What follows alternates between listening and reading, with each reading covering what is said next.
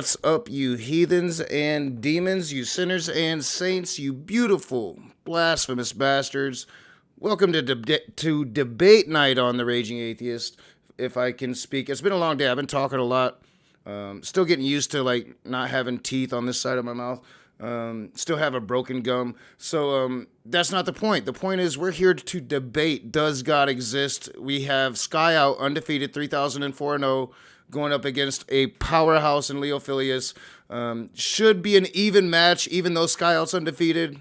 We're not going to count. We don't count my debates with Skyout because I kicked his ass. But, you know, that being aside, what's up, John Peterson? John is my fellow moderator. What's going on, man? Yeah, I don't know. I'm like knee deep in bullshit right now. After that opening, but yeah, this should be a good debate. I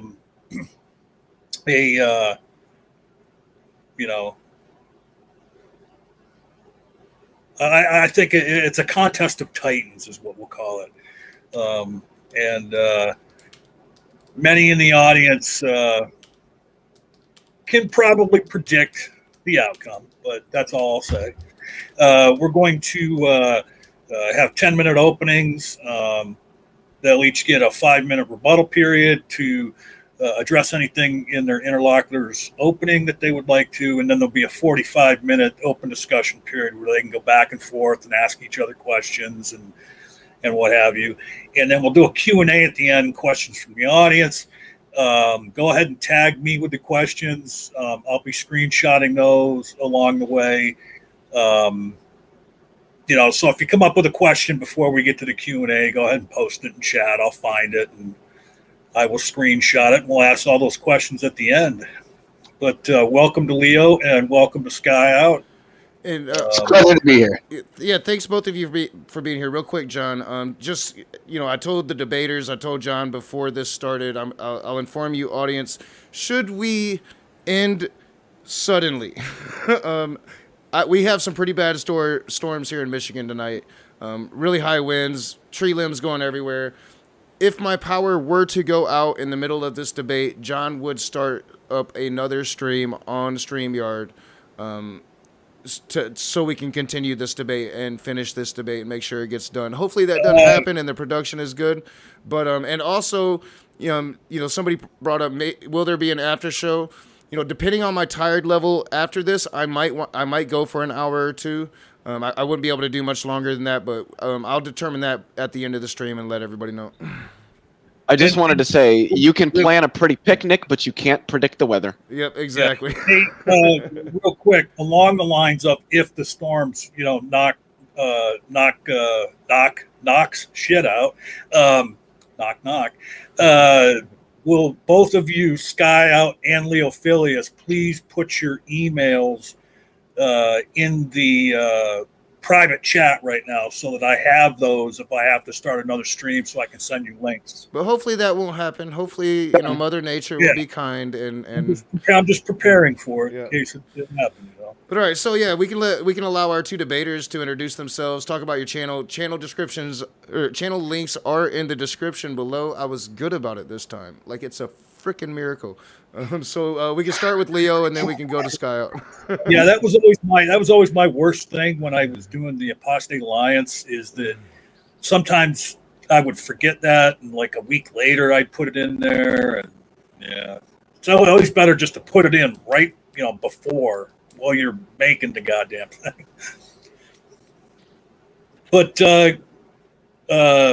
does God exist is the topic. Skyout's in the affirmative. So, Skyout, why don't you introduce yourself first? Go ahead. Hey, what up? What's up? Thank you for coming out, man. Appreciate that. Thank you, Rage. This is Skyout here. I'm a Christian. We'll be defending Does God Exist tonight. We'll see what my opponent has to say. I got some challenges. We'll see if he can keep up with what I got to say. And that's pretty much it. That's not my intro. That was just like my little. No, right. Yeah, that's all we're doing right now. Leo, if you'd introduce yourself to folks. Yeah, I'm Leophillius, otherwise known as Leophilus. I have a YouTube channel called Leophilus. No, it's called Leophillius. I focus on science education and science communication with an emphasis in astrophysics, cosmology, and quantum mechanics. I also do a little bit of politics and some other related topics, some philosophical stuff, responses to other Christians and theists on the internet as well. I also have a Twitter, so you can follow me there if you're outs and abouts on the Twitters. Other than that, yeah, I'm just looking forward to the discussion tonight. All right. So I may have already mentioned this. So we're going to have 10-minute openings. We will we'll let Skyout go first since he's in the affirmative. And I will give you a 1-minute warning when it gets to 9 minutes. I'll let you know. All right. Appreciate that, man. Appreciate that. And then 5-minute rebuttal period, 45 minutes of open discussion, and just try and be fair to one another during the open discussion, and let people finish their questions and their answers and that. And you guys are 2 grown adults; you ought to be able to handle it.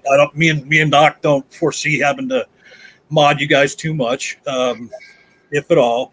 And I just want a clean fight. No hitting below the belt. Skyout, I don't want to hear you mentioning the fact of how much Leophillius looks like Don Knotts. Yeah. And Leo, I don't want to hear you mentioning Skyout's missing chromosomes. So let's get going. You're going to be first, Skyout, and I will start the timer on your first word. I appreciate that. So we're going to go get started right now. My name is Skyout, and basically I'm going to be demonstrating some things tonight. But first I wanted to talk about my opponent, Leophillius. I've been watching a few videos about him, and basically if he's going to bring up Ethan Siegel and the Lambda CDM model, and this is just empty posturing and then without demonstration. I mean, this is just an empty claim and a subjective claim. And if he can't articulate his position enough and just claim Ethan Siegel and the Lambda CDM model, and the Lambda CDM model is just dark matter, and the Ethan Siegel, I mean, that doesn't disprove the beginning of the universe. And I'm here to talk about the beginning of the universe. And I can quote Ethan Siegel and the Lambda CDM model. I'm not going to sit here for 2 hours listening to the Lambda CDM model. And so unless he demonstrates this claim, I'm going to dismiss it. I mean, I appreciate his opinion. That's great. I mean, if he wants to avoid it, it never looks good, my dude. So he has to demonstrate what he's claiming. And then the other scientists that taught the Big Bang is like Hubble, Hoyle, Ellis, Davis, Roger Penrose, Frank Tilbury. They all affirm that the universe had a beginning. Atheists like pseudosciences like Ethan Siegel and Sean Carroll and Krauss, they might talk about, oh, okay, there was no Big Bang, so they give alternatives such as the steady state universe, the quantum cosmology, the cyclic universe models, and I can demonstrate how all those are already been refuted by the top scientists that teach the Big Bang, such as Hoyle, Ellis, Hubble, Roger Penrose, Tipler. They all affirm that the universe had a beginning, and I must make it clear they present no evidence for the belief like Ethan Siegel and the Lambda CDM model, the atheists, people like Sean Carroll and Krauss, they present no evidence that that there was a universe, eternal universe, a steady state universe, or the cyclic universe models. And I can demonstrate very easily with other scientists that's false.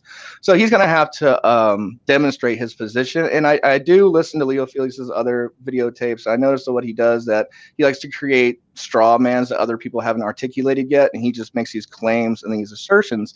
He doesn't completely understand people's positions. He just makes these claims and the assertions.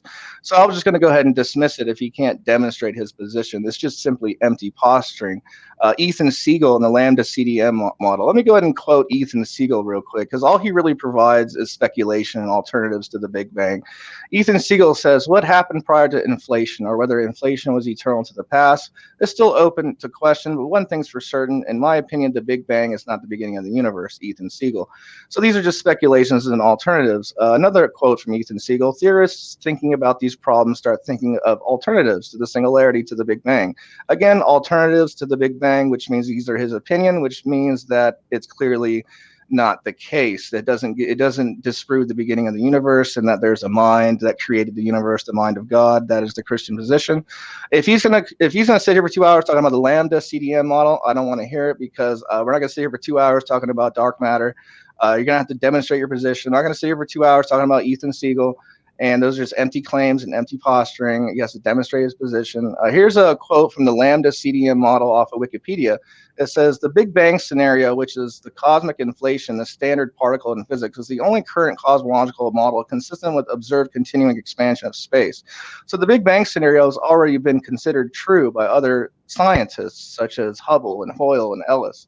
Any atheist that says that the universe is eternal or always been there is creating alternatives, such as the cyclic universe models, quantum cosmology, quantum mechanics, the steady state universe, the oscillating universe models. These are all been refuted already by Hoyle, Hubble, and Ellis. They all affirm that the universe had a beginning, and the Bible makes it perfectly clear that the universe also had a beginning, and time it had a beginning.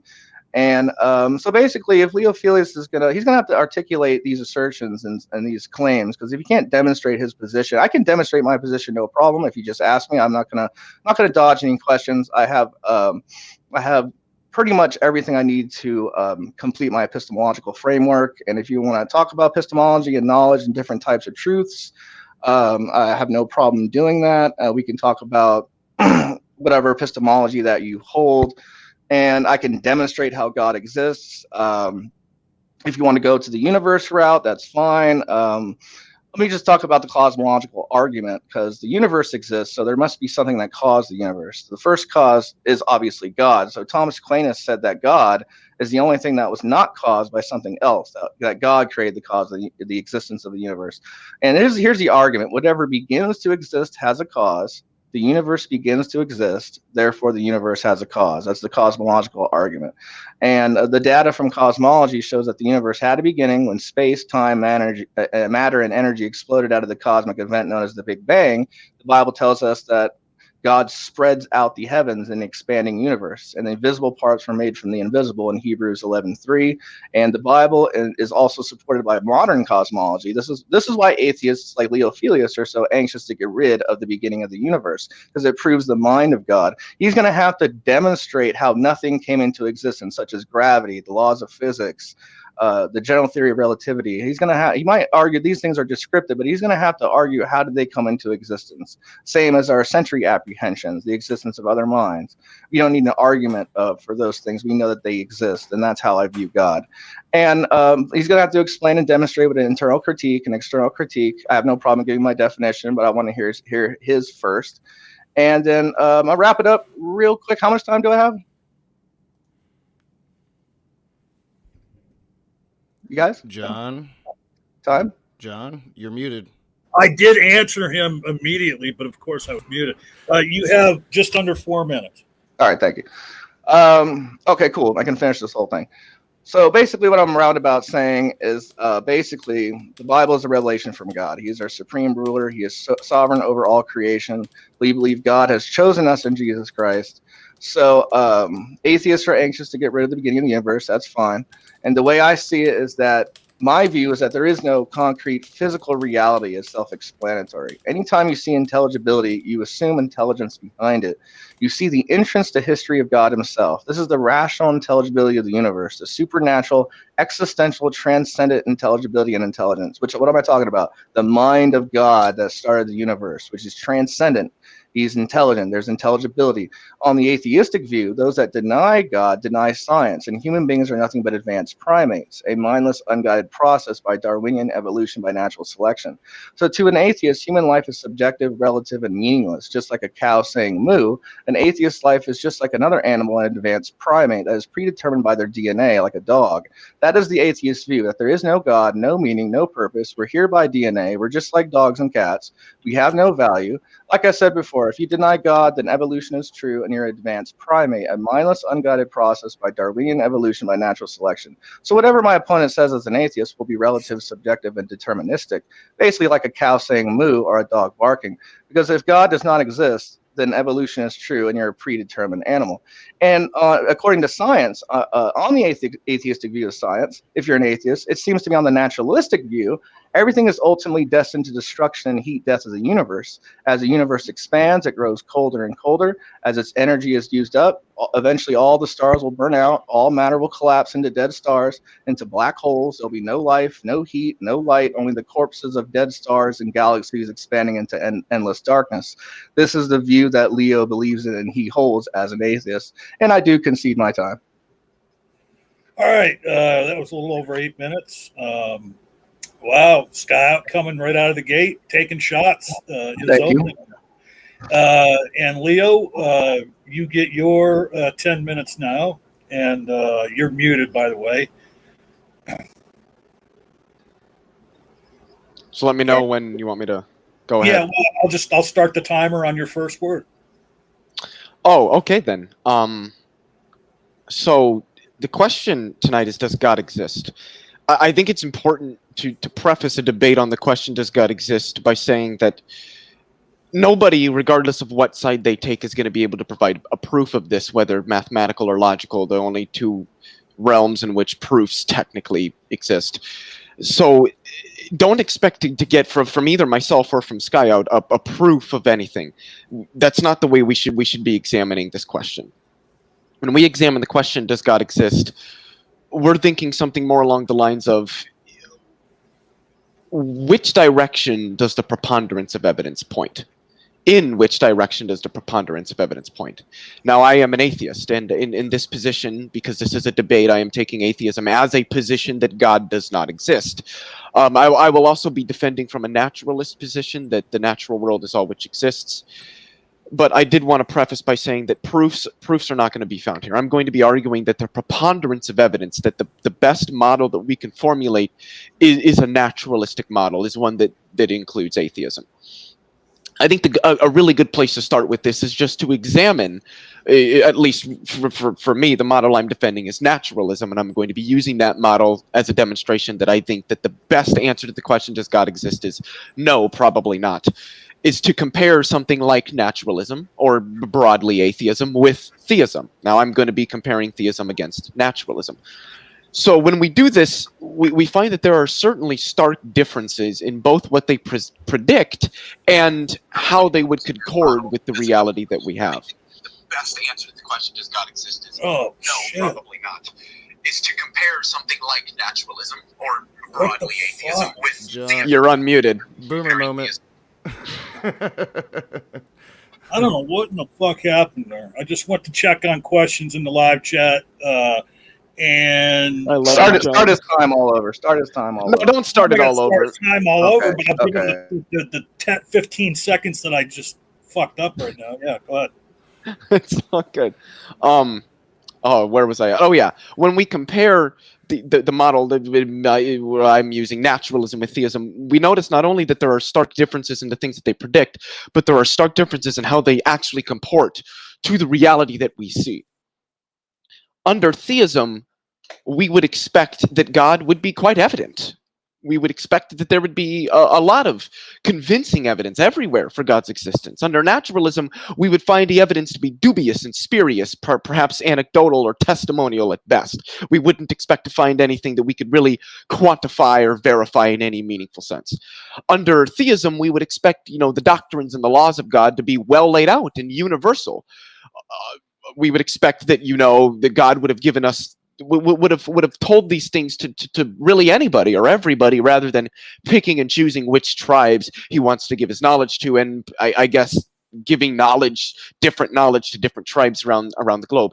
Under naturalism or atheism, you would expect something like a mishmash of a bunch of different ideologies and teachings that God supposedly had based on differences in cultures all across the globe.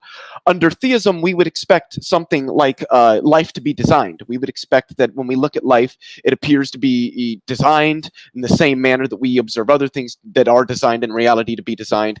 Under naturalism, we would expect these things to have just evolved through physical, natural processes. Under theism, we would expect that maybe evil in some sense exists, but certainly not the unnecessary evil or things that are often referred to as natural evils that we see. We would expect that life and the existence of life would be quite just. Under naturalism, we would expect that life doesn't really have any particular privileged frame of reference in reality, that we shouldn't expect life to be favored by anything or the processes of reality. And it seems that when you consider what we should expect given theism and what we should expect given naturalism, and then you look at the way reality is, it certainly seems that the reality we have best comports with naturalism, and I would argue by extension of that, best comports with atheism. But even beyond that, we can look at the general concept of God, and I'm going to be using the classically monotheistic concept of God here, as this is the concept that my opponent would have, and the concept that most, but not all people would defend, and that is the concept of a God that exists metaphysically externally to and independent of the natural world. A supernatural God is what I'm going to be arguing for, or utilizing here. We can examine the properties that this God would supposedly have, especially given the argument that Skyout gave in his opening, the Kalam cosmological argument. This God, this entity, would not be bound by space-time, so it would not exist within the confines of space-time reality, which means that it wouldn't exist in space. And if it doesn't exist in space, then it can't be said to have a location. So while one might say that it exists, they would have to say it exists nowhere, since it doesn't have a location, and location implies where, and where implies location. Akin to that, it doesn't exist in time. So it would make no sense to speak of this thing as existing for any period of time. So we would say that it might exist, but it exists no when, as well as existing nowhere, since it's not present in time as well as not being present in space. And lastly, because the thing is not constructed of mass energy, what does it even mean to call it a thing or an object? What is it? It seems to be that the best you could say is that it is no thing. It isn't mass. It isn't energy. It doesn't have volume. It doesn't take up space naturally, since it doesn't exist in space. What is it? And so what you get is some thing, if we can call it that exists nowhere, exists for no amount of time, and is made of nothing. And at this point, the thing, if we can call it that we're referring to becomes completely non-differentiable from the same concept, but it doesn't actually exist at all. What is the difference between something existing but being supernatural and the same thing but not existing at all? And I think that when you examine these two things, when you examine conceptually what God is said to be, and you examine how reality looks when we examine how it should look given either naturalism or theism or atheism or, a whole bunch of different worldviews that are tangential to discussion, it seems to me that the model that best comports with reality, the model that best comports with what we see, who we are, where we are, what this is an atheistic model, number one, but I would take it a step further and say that it is a naturalistic model that best comports with what we see. All right. Is that where you're ending it, Leo? Yes, it is. All right. Now we're going to step into 5-minute rebuttal periods. Of course, you can use your time for whatever it is you want to say, but technically, we're hoping you'll rebut what your interlocutor just talked about. Skyout, you get to go first. And again, I will start the timer on your first word. I appreciate that, John. You can go ahead and start the timer. Basically, Leophillius is just, he has an empty posture. He has to demonstrate his claim. I mean, it's just empty posturing. I mean, I don't have an opinion about his statement. I mean, it's just not the issue of what's going on here. It's just a subjective claim. So unless he can demonstrate his position, he's got nothing. I mean, just be genuine with your answers, bro, and be honest up front. That's what I'm asking. If it's a yes, then explain. If it's a no, then explain. But don't sit there and pretend you're not going to answer the questions, my dude, and demonstrate what I'm talking about. A little disingenuous and dishonest, my dude. That's all I'm going to say. But I appreciate your opinion. But again, this is just an assertion. He's going to have to articulate himself. He can't demonstrate his position. It's just simply empty posturing. When he has to demonstrate that there's no evidence. I mean, it's just an empty claim and an assertion. When there actually is and literally evidence for the existence of God, such as the beginning of the universe, the fact that we're sinners, we rebel against God, and how cosmology and the Bible agree with each other than any other religious book.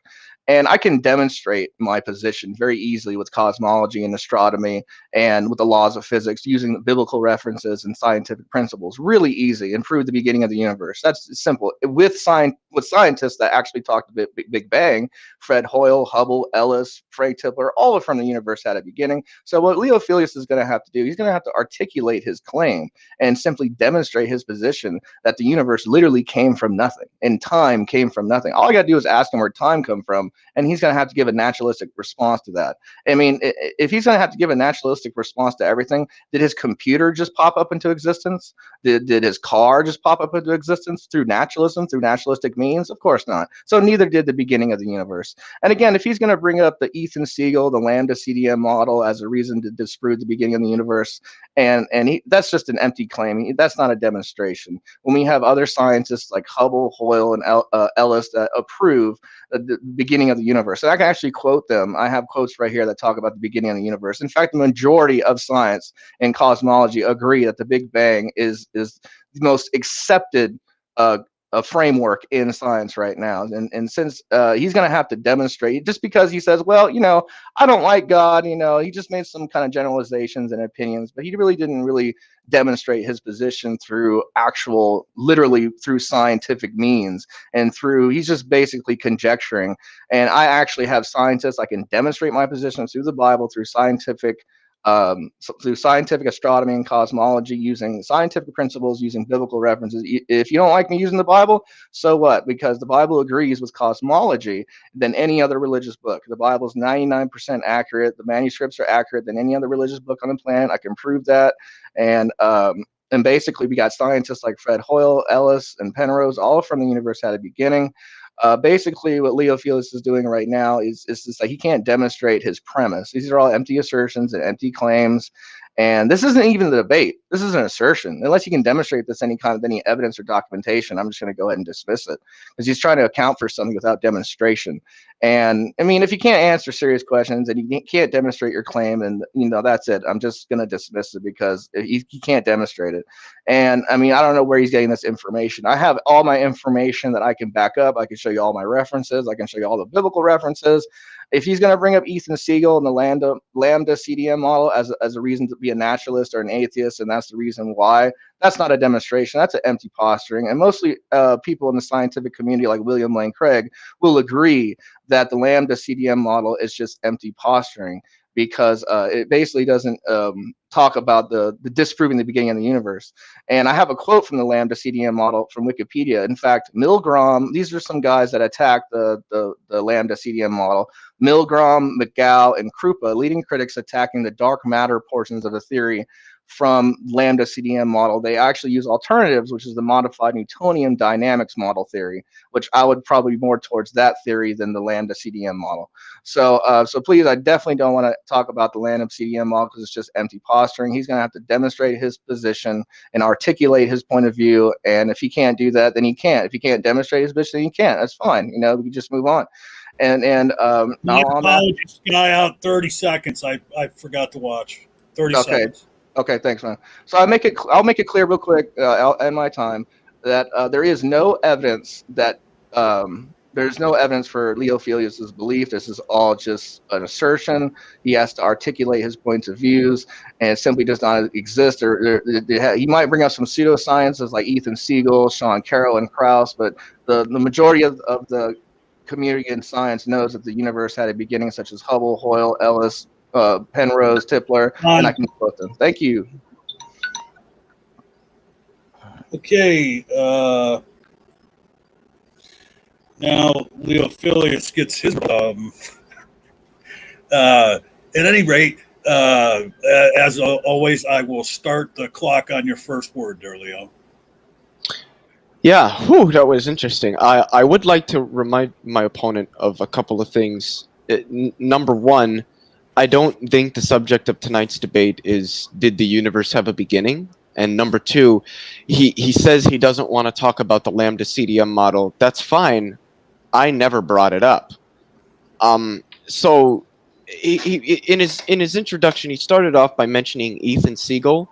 and the Lambda CDM model, and that I cite Ethan Siegel, which I do cite him frequently. He's a prominent science educator and science communicator, and has his PhD and is an active researcher in theoretical astrophysics. And given that I am not a professional in the field, I feel that relying on those who are professionals in the field is certainly a safe bet. In terms of the Lambda CDM model, this is the concordance model for cosmology. Naturally, there are a few detractors. They don't really have anything substantial to back up their detractions from it. Modified Newtonian dynamics. The problem with that is that it can't explain.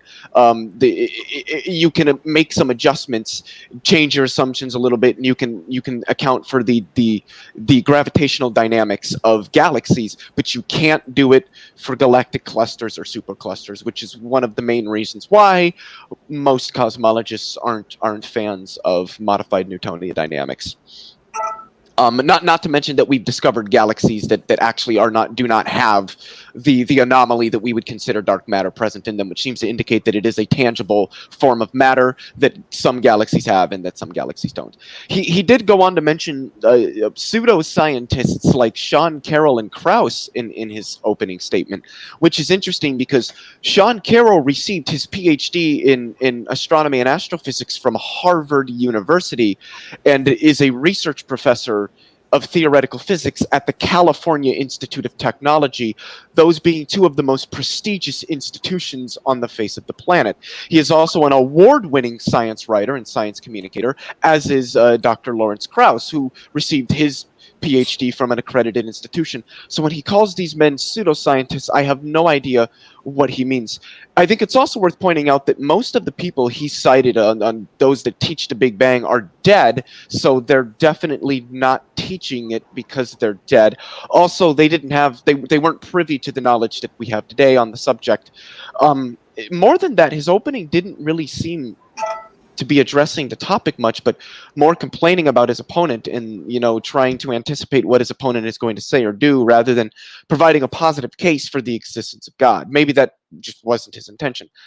Another interesting point that I'd like to bring up is that I would rather turn to the people that I cite: Ethan Siegel, Leonard Susskind, Sean Carroll, Lawrence Krauss, Katie Mack, Roger Penrose, people who are contemporary professionals in the field versus professionals who are dead and have been dead for 20, 30, 40 plus years, who simply do not understand the things that we understand today. He also brought up the Kalam cosmological argument, which is an argument that I'm more than willing to get into. I would just ask, what, as it pertains to the first premise, what do you mean by begins to exist?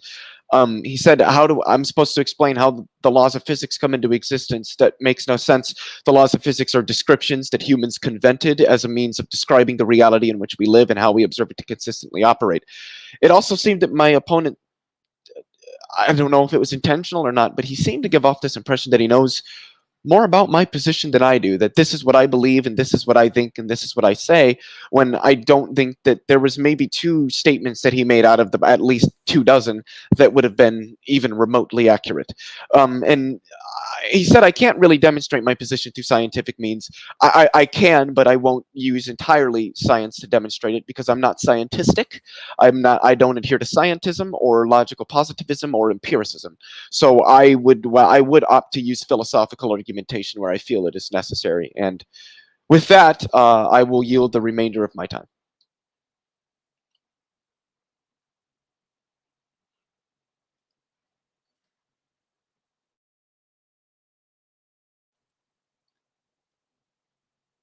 Is this the moment of silence? Is this where we start praying? What's going on? John, Rage. This is weird. Oh, there he is. He just muted again. You just muted again, John. You were unmuted, and then there you go. Jesus Christ. All right, yeah. The boomer. So what I said is you stopped it, before it got to 30 seconds. To be fair, I was going to give you a 30-second warning since I forgot to... all right. Yeah, that was the timer actually going off. So now we're going to go into, and based on some of the comments I'm seeing in the chat, my apologies to some of you folks. We're going to have a 45-minute open discussion portion. this should be very interesting. And so, again, we will start with Skyout. You know, he can ask Leo any question he wants or make any point that he wants, you know, on the things Leo has said. And then, you know, just both of you let each other respond back and forth. And I'm sure you ought to be able to handle it. So, Skyout, I will start the timer on your first word. I appreciate that. Yeah, I got a couple things to ask you, Leophillius. Basically, do you take the naturalistic approach that if God does not exist, that we came from Darwinian evolution by natural selection? So when you say that we came from, are you saying that particular processes gave rise to the diversity that we currently observe in life? Yeah, it's just a question, my man. You don't have to run away from it. If I'm trying to be a genuine interlocutor, I'm going to need to understand what you mean so that I answer your question in the most honest manner that I can, unless you don't want me to do that. Well, I'm saying, I'm just asking a question. Did human beings, on your view, we came from evolution? Well, I don't know what you mean when you say come from evolution. I wouldn't say that, no. I would say that human beings are the result of natural evolutionary processes that exist in populations on Earth, yes. So basically, you admit that on your view of naturalism, you are an advanced primate. Of course. I mean, regardless of my worldview or yours, that is a fact, yes. Well, that's not my worldview. I don't believe in that. I believe that God created. That's fine. It's still true. So basically, what is the difference between your life and that another animal that's predetermined by their DNA? I don't know how do you mean? Like, what is the difference? Like, if you are admitting that you came from evolution, wouldn't you just admitted you're advanced primate? So how is everything you say not the same as like another predetermined animal, like a dog? I don't understand the nature of your question. Are you asking me like what things can I do that other creatures can't? I don't. No, I'm saying that as an atheist, what I'm saying is that you don't have an absolute standard in the absence of God. An absolute standard for what? For meaning and purpose, for truth. You don't have a foundation for truth. That's what I'm saying. Well, yeah, I would say I have a foundation for truth. Well, see that again, when you say you have a foundation for truth, that's your subjective opinion, because you're using your senses and reasoning. How do you know your senses and reasoning is valid? See, because I would adhere to this. I shouldn't say I adhere to. I tend toward the semantic theory of truth. I don't know. It's hard to talk about theories of truth in terms of like subjective and objective. I mean, they all have a good, definition. Each one has a pretty useful definition of what truth is. It's just those definitions tend to have limits in their application, which is why I say that I tend toward the semantic theory of truth, because I do think other things like correspondence or coherence do have a level of utility and applicability. Oh yeah, your very statement. See, this is the thing. When you say that, your very statements assumes that truth exists, and on of course it does. Yeah, therefore God exists. I don't think so. Like I said, I tend towards semantic theory of truth. So truth is really, without humans, truth wouldn't exist. There would be things that are true, but there wouldn't be an agent there to derive that. I'm saying that in the semantic theory of truth is just a property of sentences. It's a linguistic property. Well, that's we don't need God for truth. Well, that's the claim, but you have to demonstrate that. Of course. I'm saying truth corresponds to reality. At least we can agree on that. What I'm saying is that in the correspondence theory of truth, yes, that would be the case. Not necessarily in other theories. What I'm saying is that you can't justify truth because you don't have a foundation for truth. You don't have an absolute standard. You don't have a foundation. Well, you don't need one. Well, then you have no justification for anything you're saying. You don't need an absolute standard to have justification. Justification is just that which confers sufficient warrant. Then basically, I mean, you're going to have to demonstrate your position, because basically what I'm trying to tell you is that I'm not trying to prove to you that truth exists. I'm trying to show you that God exists. I'm trying to show you that you're denying that only God exists, that truth does not exist unless you start with God, and evidence doesn't make sense. I'd need to see the argument for that. So logic doesn't make sense unless you start with God. So What's the argument for that? so the only one. See, this is the problem. I mean, because this is the Christian position, is that you're suppressing the knowledge and truth of God, and I'm not. So he's What's given the us argument for that? that our reasoning and senses is for the revelation for God. So except you're suppressing the knowledge and truth of that. So Wait, see, you're saying that things like human cognition are evidence for God? no. See, I'm not human cognition, no, but we can definitely talk about knowledge and justified true belief. So what is your epistemology as far as what is your like true as far as your foundation for truth? Like I said, I tend toward the semantic theory of truth, but I wouldn't commit myself to one particular theory of truth. Okay, so here's the thing. When we talk about justification for knowledge, like there's philosophers that say what is knowledge, right? So it needs to be Of course. justified. It needs to be justified with another piece of knowledge to another or an antecedent prior piece of knowledge, right? So It depends on what kind of knowledge you're talking about. So there's circular and regressive and axiomatic. So if you make a knowledge claim, there needs to be a prior piece of knowledge in order to be justified, and that becomes infantism. So if a prior piece of knowledge and then a prior piece of knowledge until it terminates from a false belief. So knowledge is going to be justified through another piece of knowledge. Otherwise, it terminates on a false belief. I don't so you think don't have, that's true in so you don't all have any certainty theories or of knowledge. truth. That's what I'm saying. Your foundation can terminate on a false belief, and you wouldn't know that the difference between I don't know what you mean when you say that.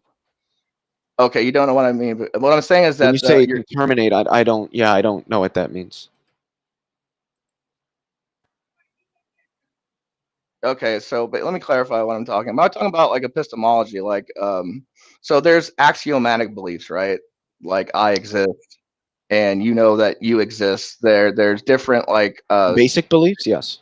yeah, there's basic beliefs. So let me just give you my epistemology. Maybe you can so you can get an example of what I'm saying. So basically, so when I bring about God into the equation, I'm talking about the existence of like other minds, the immediate sensory apprehensions, the existence of the external world, and the causal regularities. Now, you don't have to appeal to any sort of evidence to justify them, like the external world and causation. And that's how I view God. So to say that God does not exist, and you're saying that you don't need God, and you don't need an argument for God, is to say the same thing for your sensory apprehensions or the existence of the external world. These beliefs upon which other beliefs are based, and that's what I'm saying about God, and they're not result to any rational inference. I don't. That seems like it's an argument that for the concept of a properly basic belief, which is often utilized by Reformed epistemologists, where they try to argue that their belief in God is properly basic. The problem with that is that properly basic beliefs are generally not, and you were pretty accurate there when you said that they're generally not grounded in some sort of propositional belief. The thing is that God's existence is itself a propositional belief. So the idea that it could be properly basic simply doesn't really follow. Well, that's your assertion. That's your claim. Well, that's the way that most philosophers would look at it, actually. Yeah, I mean, you have to demonstrate that. I mean, that's the claim because there's because the constant God exists is a proposition. And that would be contained in the belief that God exists, because a belief is just a doxastic position on a proposition. So that would make it a propositional belief. These are empty claims and empty assertions. This isn't a refutation of anything I'm saying. Yeah, I'm saying they're just empty. Yeah, can you show me how? Because there's things there's beliefs that other beliefs that are based upon, just like the belief in God. There's axiomatic self-evident beliefs, just like the existence of minds, the existence of other human beings, the existence of the world, and your sensory apprehensions. Like, do you question the fact that you exist? No. Then how is that the same that I can't question the existence of God? Like that's how I view God. I don't question that I exist, and I don't question because that God exists. I exist can be apprehended by every eye. God exists cannot. I can't apprehend God exists. I don't apprehend God exists. And I'm sure that there are at least 2 other people in this room that would agree with me on that. Not that I'm trying to draw them into the discussion, but that just to point out that I think, and this is one of the problems with trying to argue that God is a properly basic belief, is that this isn't something that can be immediately and directly apprehended by everyone. Otherwise, you wouldn't have people questioning it. You don't have people questioning whether they exist, at least not generally people of sound mind. And there are numerous other basic beliefs that people don't question. See, this So is what I'm talking about. if God really did, if the idea that God exists really were a properly basic belief, as you're claiming that it is, then we shouldn't expect to see it being differentiated from them so starkly as it is. We shouldn't see people questioning it like we do. And the idea that, oh, well, they're just rejecting it. Well, then if that's a properly basic belief that people are just willingly going to reject, then why don't we see them rejecting any others, at least to the level that we do this one? It becomes inexplicable. Well, this is the problem. You're just claiming that's the case when you haven't demonstrated to be the case. You're just claiming that. So I don't know. Well, I'm giving you an argument. I know you don't going want to deal with what I'm with saying, it? but you haven't. It's not really an argument. It's just an assertion, unless you can. Well, I did give you an argument there. Yeah, for but why people think that, because you don't have. So you're just going to dismiss my argument instead of responding to it. You haven't articulated. You have no basis or foundation for your argument. You have no ultimate. I don't know what you mean. For knowledge. Well, I'm saying without God, you're strapped down to a bed with electrodes to your brain, telling you. I have no idea what that means. What is your foundation for truth? What do you mean when you say that? Like, what do I use to determine whether something is true? I'm saying you have to rely on your reasoning to prove your reasoning. Isn't that viciously circular? No, that would be virtuously circular. How do you know that? Because there's nothing vicious about it. So see, that's a contradiction in terms. You have to be logical. No, that's virtuously. Something is virtuously circular if the circularity is such that it isn't fallacious. See, this is the thing. When you say that you rely on your reasoning for your reasoning, and see, this is the problem with infallible belief and infallible justification.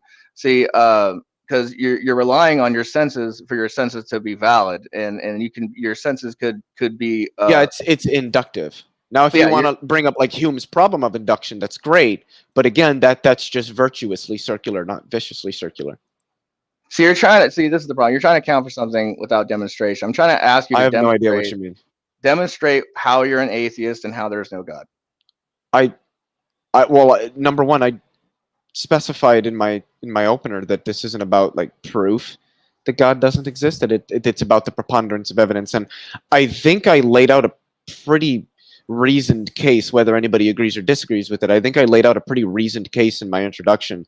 I directly compared a naturalistic worldview to a theistic worldview against the reality that we observed, and demonstrated that a naturalistic worldview seems to better comport with that. And I also demonstrated that there seems to be an inconsistency in at least the classically theistic notion of God. So I already gave, but instead of you're just asserting I haven't demonstrated that. Those were the arguments. So those were the demonstrations of the claim that God doesn't exist. Instead of saying that the argument isn't an argument, why not contend with the argument and show why it doesn't work? See, this is the problem. When I explain things to you, you start going off into something else, and I have no idea what you're talking about. Exactly. This is what I'm talking about. And so when I talk about the beginning of the universe, and this is my evidence, I just told everyone in the beginning that the beginning of the universe is my evidence for the existence of God in the Bible using scientific principles. And how? What's the argument for that? What's the argument that we have? That the beginning of the universe is evident. I could grant the beginning of the universe. That doesn't mean that God exists. That doesn't follow from that. Okay, then see, this is the problem. Your foundation for truths of the beginning of the universe is based off observational evidence, when the universe did not come into existence through observational evidence. So if you're saying that the universe... I don't think the universe came into existence at all. I don't think that's the right way to word it. So do you believe that the universe is forever, like it's just there? What do you mean by forever? I would argue the universe exists impliciter, in and of itself, with no further qualification, condition, or justification. Okay, that's fine. No justification. But did the universe have a beginning? Yes. I think so. Yes. So how did the universe, on your view, come into to have a beginning? On your view, Because there's an absolute, and again, this is in my view, obviously, there is an absolute earliest moment in space-time. That would be false. So you're talking about the Borg-Goof-Blankum theorem, right? No. So are you postulating the steady state universe or a cyclic universe model? No. Because these are the models that already been disproven. I'm postulating something that would be, it's not exactly like this, but it's akin to the Hartle-Hawking no boundary proposal. That there is a moment in space-time that is the earliest moment in space-time. There is nothing prior to that because there's no such thing as prior to that. It is from this moment that all other moments evolve in space-time. This moment here is the absolute earliest point in space-time. That would be, by all rights, the beginning of the universe, in much the same way that the front door is, by all rights, the beginning of your house. But the front door isn't where your house comes into existence. See, beginning and begins to exist are not the same thing. There's an ontological connotation in the latter that is not present in the former. So I do think that the universe has a beginning, but I do not think that the universe began to exist. Yeah, real quick, I just want to jump in and let you guys know that was only 15 minutes. There's still 30 minutes left in the open discussion. If at any point you two feel as if you are at an ending point, let me know. And my apologies to the audience that there's 30 minutes left. Okay. So what was before the universe? I don't know what that means. That's like asking me, what's north of the North Pole? I have no idea how to answer that question because it means nothing. Then obviously, you can't demonstrate your position because what was I don't know what you mean. Because but that would comport with my position because I said that there would be no such thing as a prior to this earliest moment. Well, this is the earliest moment. There, if we grant that there is an earliest moment to space-time, then by virtue of that fact, it makes no sense to speak of prior to or before that moment. It's the earliest moment in time. So, like I said, what was before the universe, and then you said clearly you said some things that were false. Because there was an initial singularity that predicted this model, the singularity and inflation. So there was something before that, the singularity, and which contained singularities aren't physical objects. And I didn't say that they were. They contain all the energy in space-time in the universe. So let me go ahead and clarify what I'm talking about. When Borg, Guth, and Vilenkin, they were able to prove that the cosmic expansion cannot be infinite in the past, and that they must have a past space-time boundary. So, and then you see, we don't have the quantum theory of gravity. We can't provide that physical description, what you're talking about, that first split second of the universe. Of course. But any sort of quantum physical state, and this is what I'm talking about, has to be characterized in that early universe to be eternal in the past. But it would be unstable, so it would have to actually have an absolute beginning. And even if the universe is like a multiverse, it has to have an absolute beginning because, well, it logically follows that there must be a mind before the universe. Otherwise, I don't know how that logically follows from what. Well, first off, there are viable models. I personally don't agree with them, but there are viable, workable models of a universe that is just infinite in both directions entropically. So, yes. I mean, there are viable models. Number two, I don't know what you mean when you say it logically follows that the universe has a beginning, therefore there's a mind before it. I'm glad you brought up these alternatives because I have them and I can demonstrate how they're false.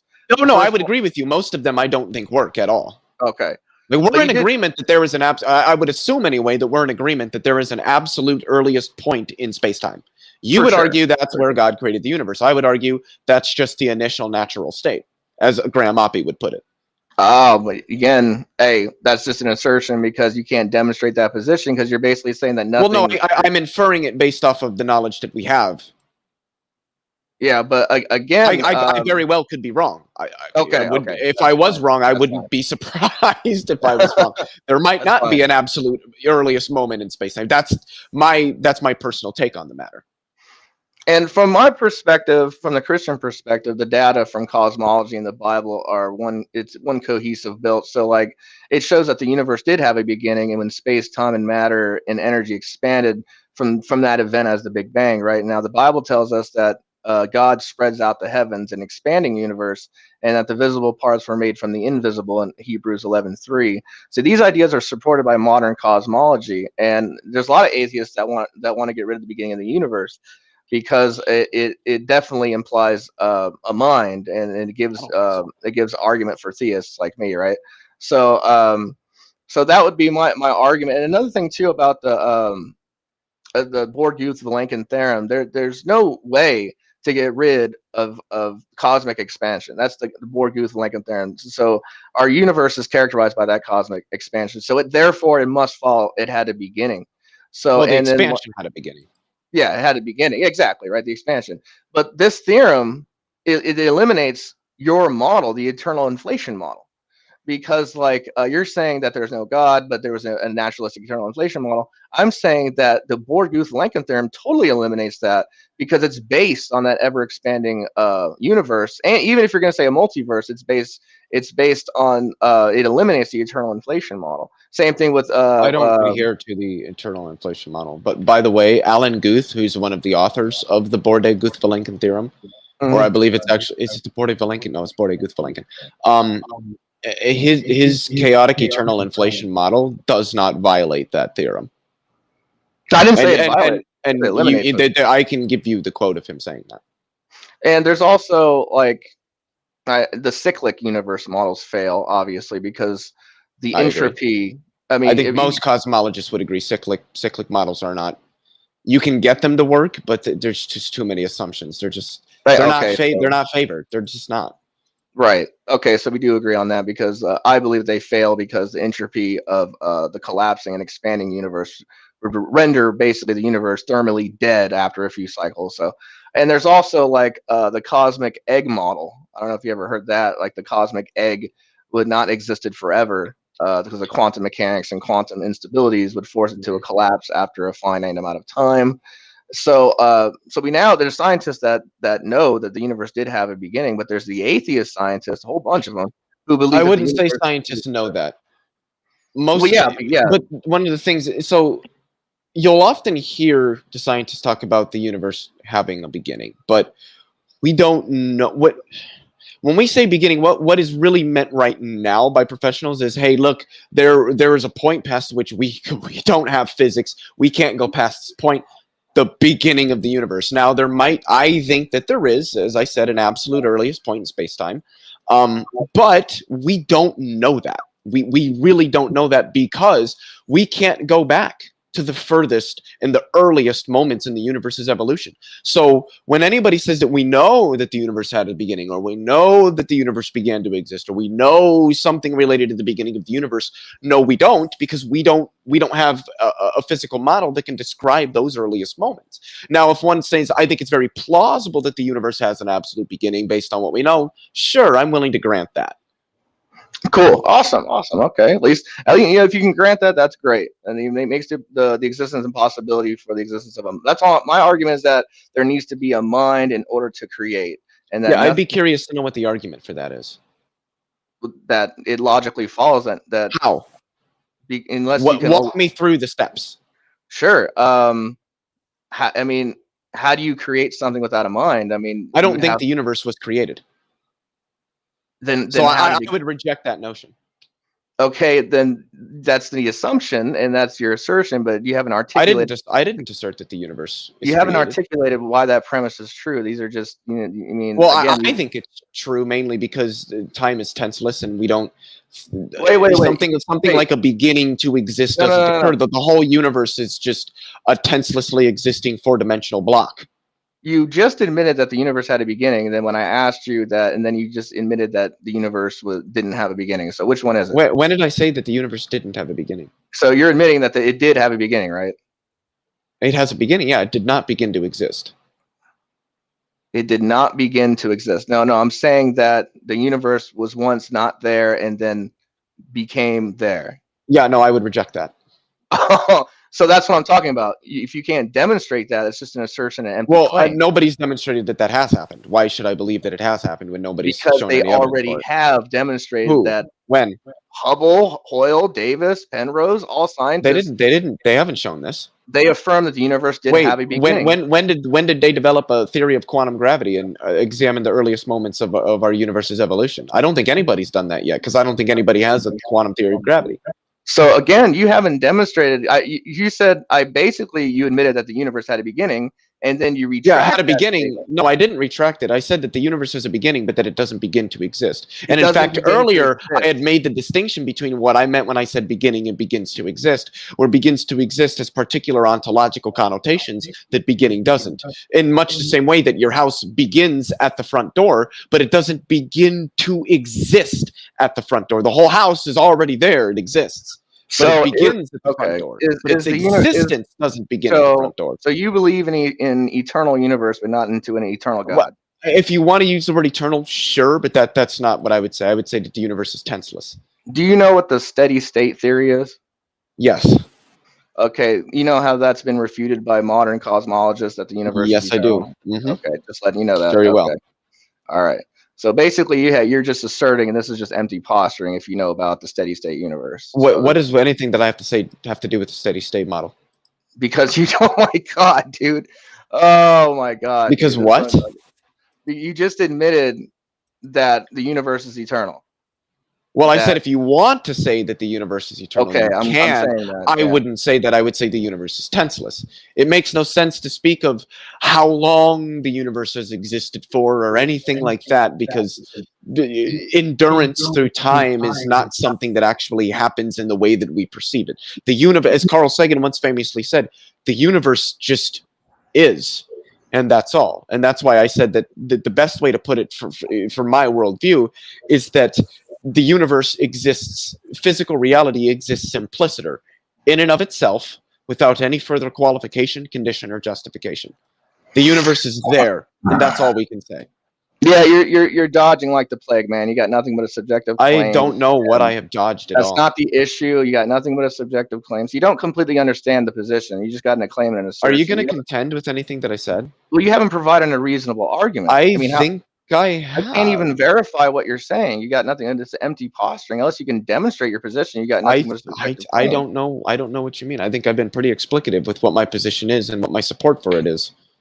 I mean, these are just all empty assertions, but we can continue. I mean, the evidence for God is obviously there, ladies and gentlemen. Leophillius, such as, let's see it.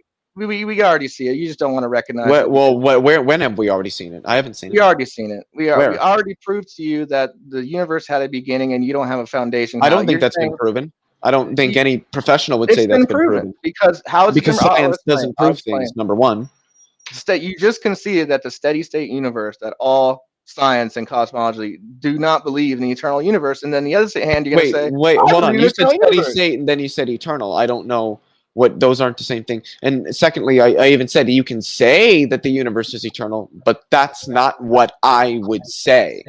And then I specified two different ways that I would say it, and you've yet to contend with those. Does the audience know that he's contradicting himself right now? Because where have I contradicted myself? Because at one hand, you're saying the universe had a beginning, and then you're saying, oh, it did not come into existence. Yeah, and I specified the difference between those and even gave an example to paint an intuitive picture of the difference between those. Yeah, you just asserted that, but wait, so are you disagreeing with the example that I used? Does a house begin to exist at the front door? As in, the rest of the house beyond the front door doesn't actually exist? That's not the issue. That's just a subjective claim. It's just a subjective analogy. Well, yeah, but that was the analogy to demonstrate how I view the universe. It's just empty posturing, bro. To show the difference between beginning and begins to exist. What would be with that? Yeah, then? I mean, this is when you brought up the Hartle-Hawking model. I mean, there's scientists that have proven that to be completely refuted. Yeah, I brought that up to say, and I even said I don't adhere to that model, and what I adhere to isn't like that. Well, it's like that, but it's not that. So I just brought that up to sort of draw an analogy between how I view the beginning of the universe and how the beginning of the universe is viewed in the Hartle-Hawking no boundary proposal. Well, there is actual and literal evidence for the existence of God, such as the beginning of the universe, the fact that we're sinners and rebel against And God, how is that evidence for the and how existence of God? cosmology and the Bible agree with each other than any other religious book. And we have also scientists that taught the beginning of the universe. And the steady state model is okay. I won't use the word eternal. The steady state model implies a universe that didn't have a beginning. It's always No, the there. steady state model implies an eternal universe. Yes. Eternal universe. Okay, there you go. I didn't want to use the word eternal because you got a little touchy on that. Yeah, well, But my model, I wouldn't say that somebody could say that it's eternal, quote unquote, but I wouldn't use that language. No, I think that's just a wrong language to use. so basically, what's it boiling down to is that you haven't demonstrated your empty claim that the universe is eternal or forever. When I don't recall claiming that the and universe you was contradicted yourself by saying the universe had a beginning, and then when I asked you did it have a beginning, you're like, no, it kind of eternally Well, always been there. eternal. I didn't say that. Yeah. Did the universe have a beginning? Yeah, I think it did. Is the universe eternal? I don't think so. No, I wouldn't call it eternal. No. So you believe the universe did have a beginning? Mhm. And then, on your view, according to inflation, how did the universe come into existence? I don't think it came into existence. That's the problem. That's the assertion. Yeah, see, I've already explained the difference between what I mean by beginning and begins to exist. You seem to just continue. You just ignore that and then continue to conflate them without explaining to me what your objection would be between the differentiation I made between those two terms. That's the hiccup in your giddy up. So I have no idea what that means. You haven't articulated anything you're saying. It's just an empty claim and empty. Well, would you like me to do it again? You can if you want. I just wanted to jump in and let you guys know that there's just a little less than 15 minutes left. Right. Okay. Yeah, I can explain it again. So sure. Beginning just refers to where something starts. Begins to exist refers to the start of the existence of the object, not of the extent of the object. So you could take, say, a pen and say the pen begins here, but nobody would say that the pen begins to exist here, because even if I go here, the pen still exists. Maybe not at this point, but the pen still exists. So beginning and begins to exist don't mean the same thing, really. Begins to exist has further ontological connotations that simply the word beginning does not. This is at least the fourth time that I've explained this. So when you say I haven't explained it, that's just not true. Maybe you didn't understand the explanation. I'm willing to explicate further, but I definitely gave the explanation. Okay, then we can just move on from that then if you don't want to answer the question. I don't appeal. What question? Don't worry about it. We can just move on. Well, basically, let's move on to the proof of God in a different way. Like, you have your sensory apprehensions of taste, sight, touch, smell, and sound. Do you need an argument or proof for these things? It depends on how rigorous you want to get. So, do you need evidence the fact that that other people have minds? Do I need evidence to know that other people have minds? Yeah. It depends on who you ask. I think that's just really nuanced. Maybe. It depends on the context that I'm in. Okay, this is a basic foundational belief that other minds exist. Can you at least? Well, I believe that other minds exist. Yes.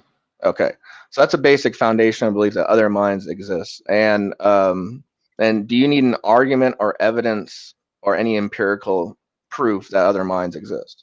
I mean, if you were debating a solipsist, yeah, you probably might. Probably, but who was going to do that, right? But I've already done it. Oh God, that was the last debate that I had on this channel, actually.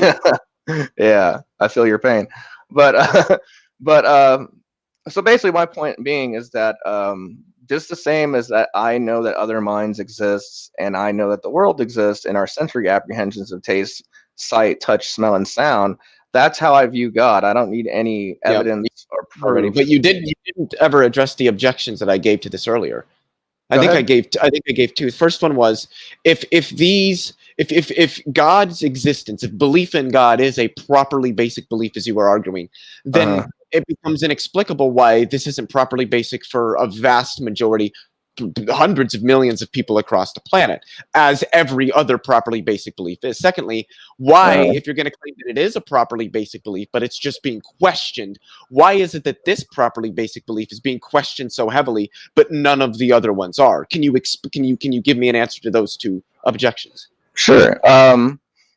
You said, what about the ones that are not, and what are the ones that are? And then, so there's something called epistemic warrant, and there's also called epistemic judgment. Like, I wouldn't believe in like Thor or Thanos or Spider-Man, right? That wouldn't have any epistemic quality or epistemic judgment. So when you say that, well, actually, we can study other properly basic beliefs, but they have to meet a criterion for rationality, and this is in philosophy, of what is rational and reasonable and direct. Yeah, they have to meet what Alvin Plantinga, when he Exactly. the person who came up, I don't know if I would say came up with properly basic belief, but at least formalized the idea. He had said, what was it? There was one thing that was a part of it, and then I think warrant was the other one. Oh Jesus! But he had, I think it was two things that were necessary conditions for something being necessary and sufficient conditions for something being a properly basic belief. I know what it is. It's infallible belief and infallible justification.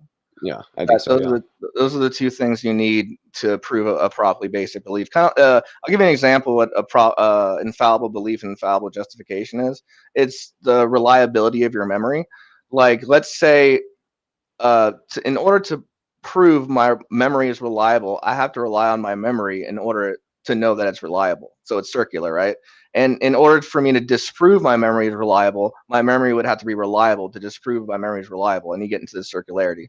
So that would be an example of infallible belief and infallible justification, where basically you go into fallibilism, where it's without error. So you're getting to this kind of circularity.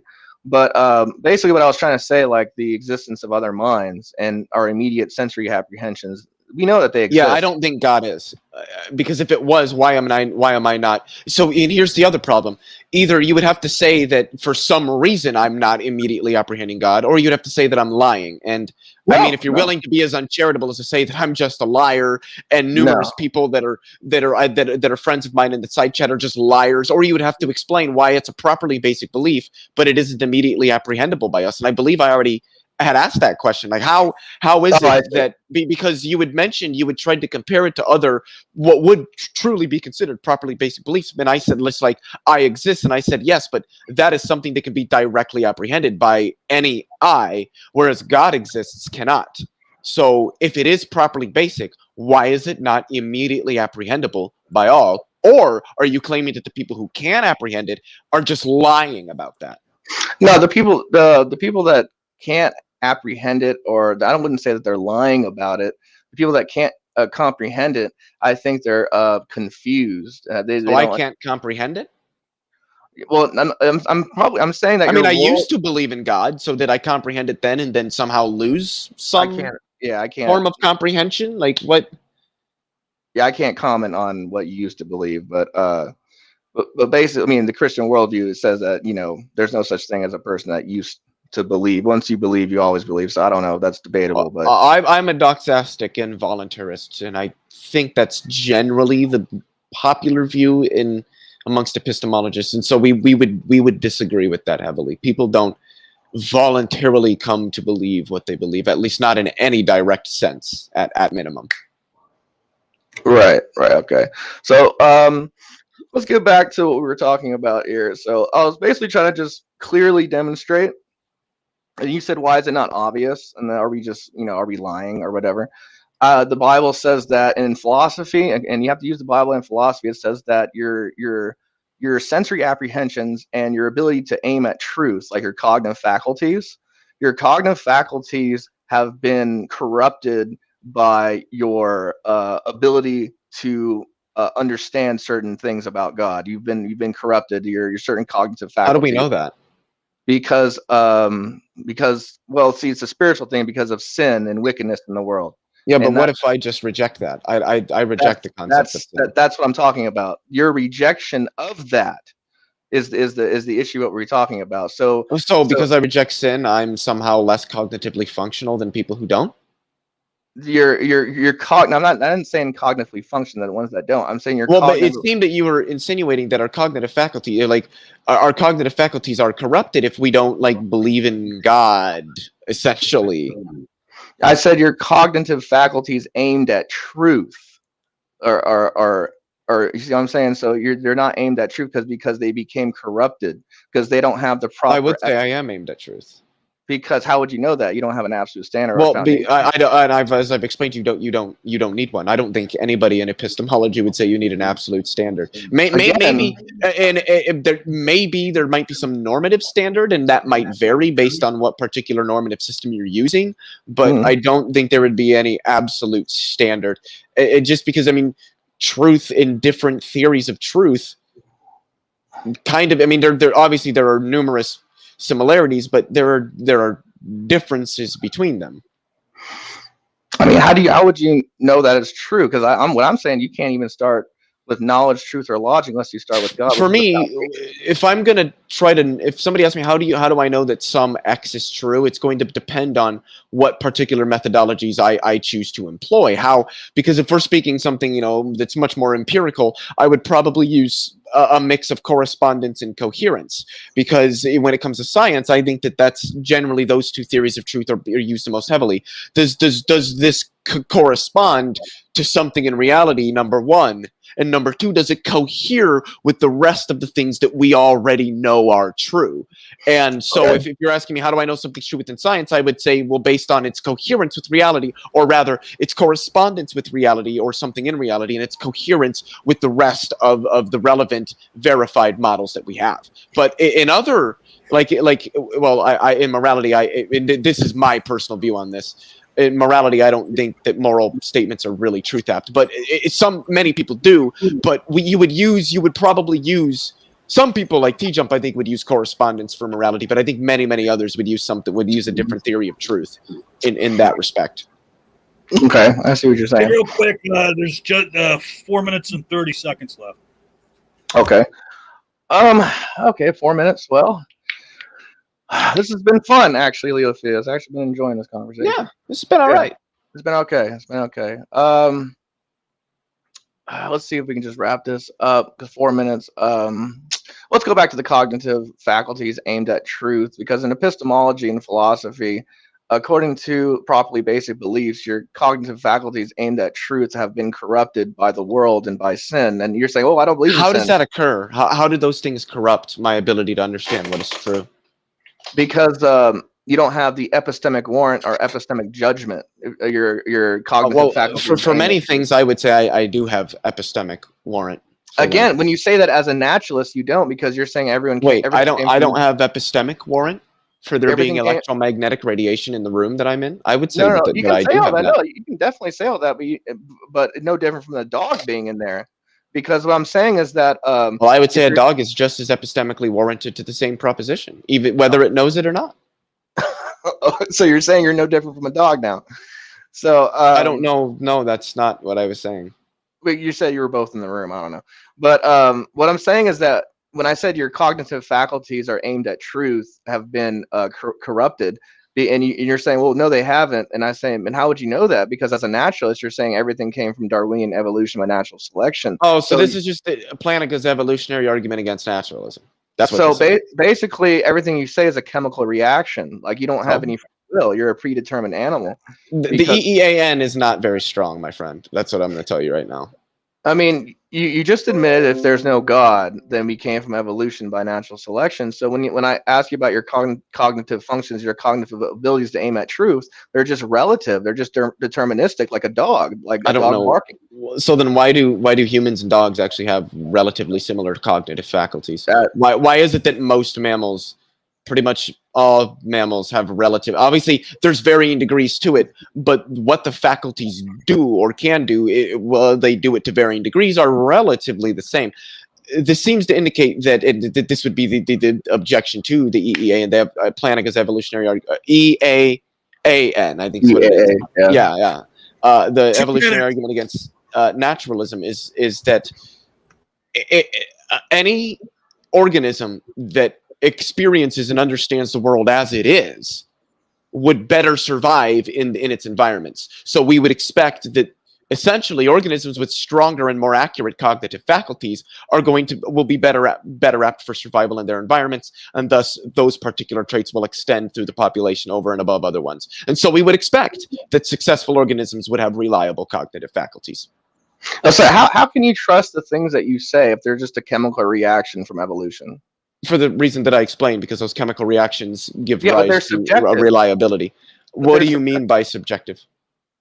They're subjective to your understanding as a human being, because you're saying as a human being you're nothing but an advanced primate. So they're just relative and subjective. It wouldn't matter if you understood I still it. don't know what that means. You don't know what that means? No, when you say what is relative? Relative, it's meaningless. It's like a relative branch. Doesn't mean meaningless. A branch falling off a tree is relative. If I say the word monster is a relative term. Anyone can have a meaning for the word monster. So like relative means like there's no absolute standard. I know what it means. I'm curious how you're using it here. I'm using it here in the sense. What are you saying our cognitive faculties are relative? Because I don't know if I would agree with that. Yes. I don't think I would agree with that. Your cognitive faculties are relative like a dog. Relative to what? They're relative to the things that you observe. I don't think so. I think that humans tend to observe. How can you say you don't think so when you said you admit you're advanced primate? That means why do so many humans agree on so much of the same stuff if our cognitive faculties are unreliable? Why do we all come to the same conclusions on the same data? I didn't data? say that you can't do that. Then that would indicate that our cognitive faculties are not subjective, that all right, humans have the same you can answer his question, then we're done. Answer what he just asked you, and then we're done. Okay. I think I concede my time. I think that's all. All right. Good job, guys. That was quite interesting.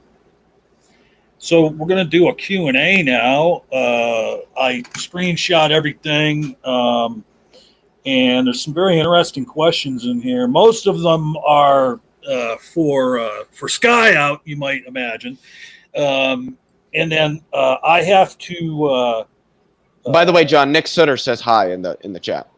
Oh, I see that. Did we get thanks. more? I only caught one, John. So I'm glad you was looking better than me. I was typing. I just yeah. I missed. Well, but here's the thing: is I have to close out the stream on my phone to access my screenshots. So you're responsible for catching any questions that come in after this point. All right, sounds good. All right, and then let me get my screenshots up here. So tell us about what kind of stuff is on your channel, Leo, while I find my screenshots. Just a lot of science education and science communication. I do some other stuff talking about certain topics, getting a little bit into philosophy and counter apologetics, I guess is what I'm trying to say. A lot of counter apologetics. The last video that I made, I'm probably this week, I think I'm going to be working on a response video to one that a video that Inspiring Philosophy Michael Jones made. Yeah, my last video was a response to William Lane Craig's indirect response to a comment I had made on a Facebook post to one of his readers. And Skyout, tell us a little bit about your channel. Hold up. Hey, Leophillius, what did William Lane Craig tell you? By the way, I don't know what you mean. William Lane Craig? Right? Because what did he tell you? What did he tell you? He said that you were empty posturing, right?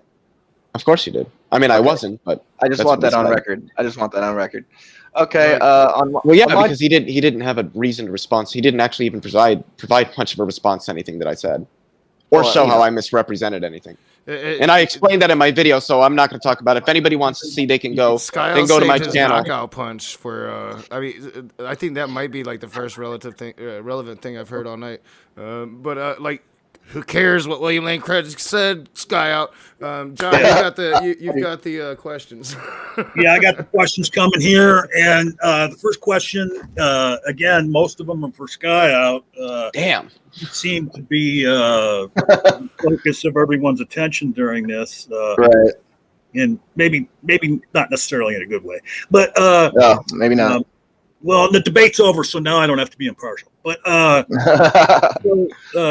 apricot sloth, apricot, and I don't know if this is something you need to respond to, but a lot of people were mentioning this in the chat.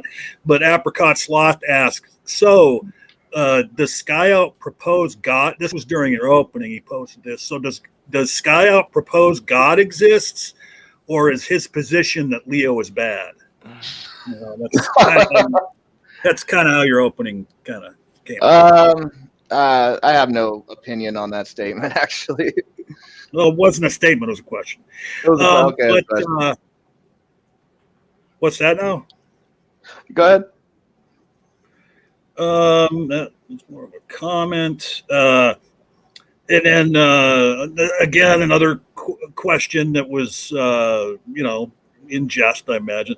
It's from Sandy. He says, question, how many insults can Skyout press into a 10-minute time span? Anyone been counting? I didn't curse or yell or get angry. I don't think I insulted him, no. Cursing and yelling do not necessarily entail insults.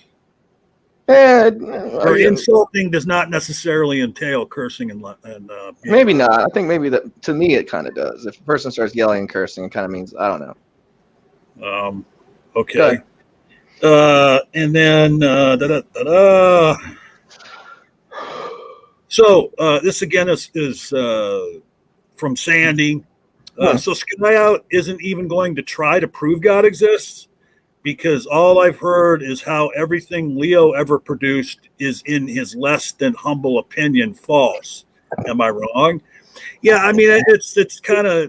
I have a question or two of my own that'll address that later.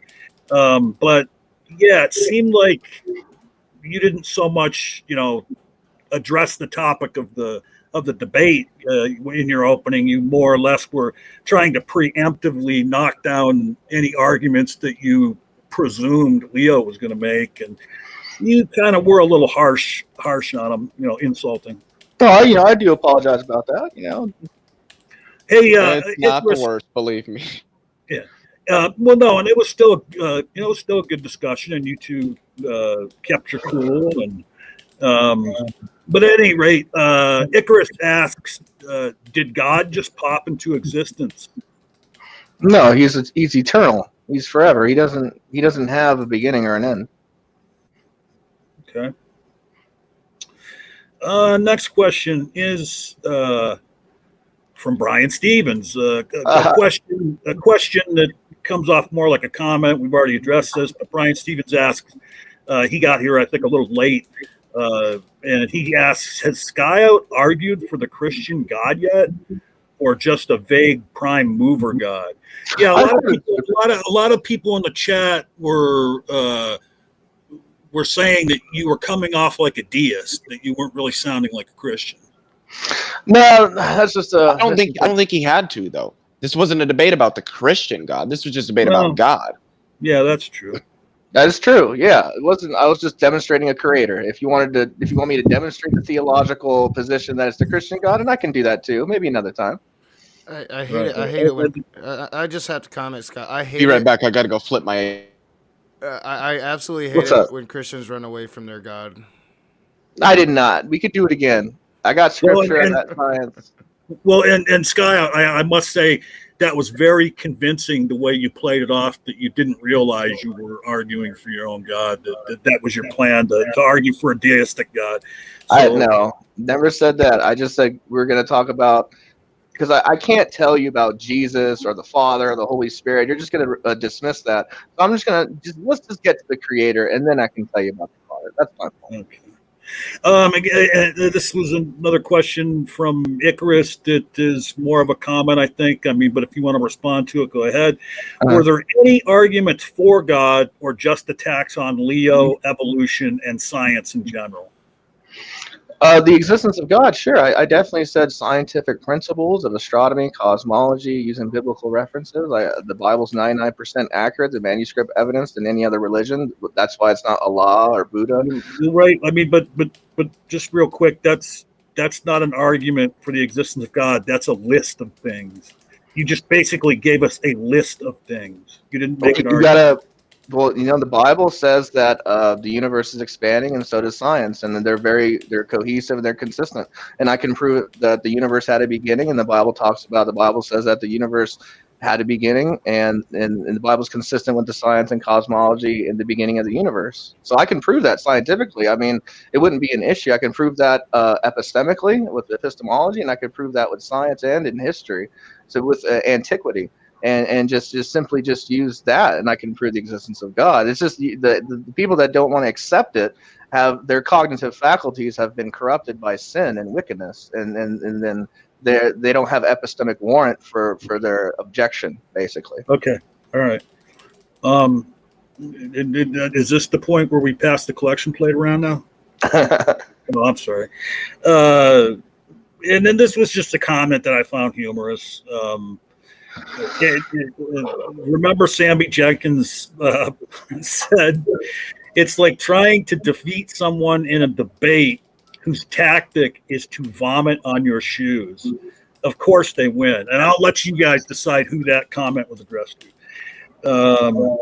You're muted, Leo. Can you repeat it one more time? I'm sorry, John. Remember Sammy Jenkins said, it's like trying to defeat someone in a debate whose tactic is to vomit on your shoes. Of course they win.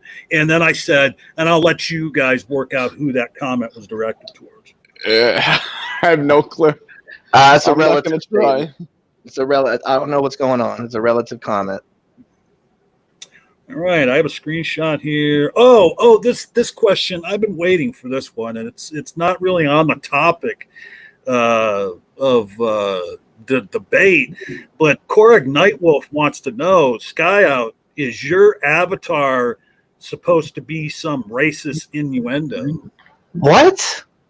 No, quite the opposite. It's supposed to tell you that I'm not racist, that I'm all colors. How would you get that? I don't get that. Well, they're basing it on a what the fuck is it called?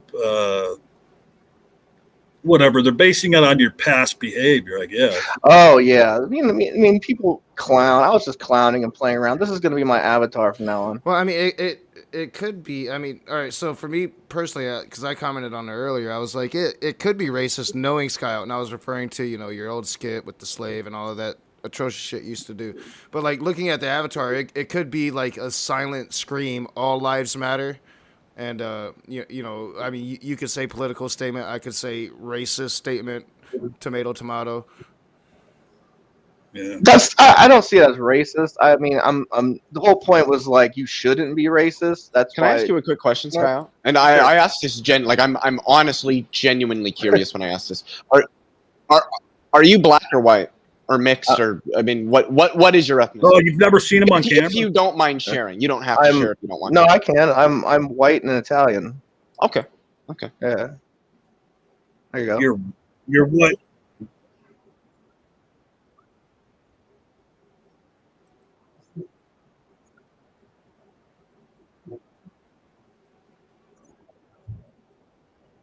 Do I sound black? Sometimes? No, I just didn't know. Okay.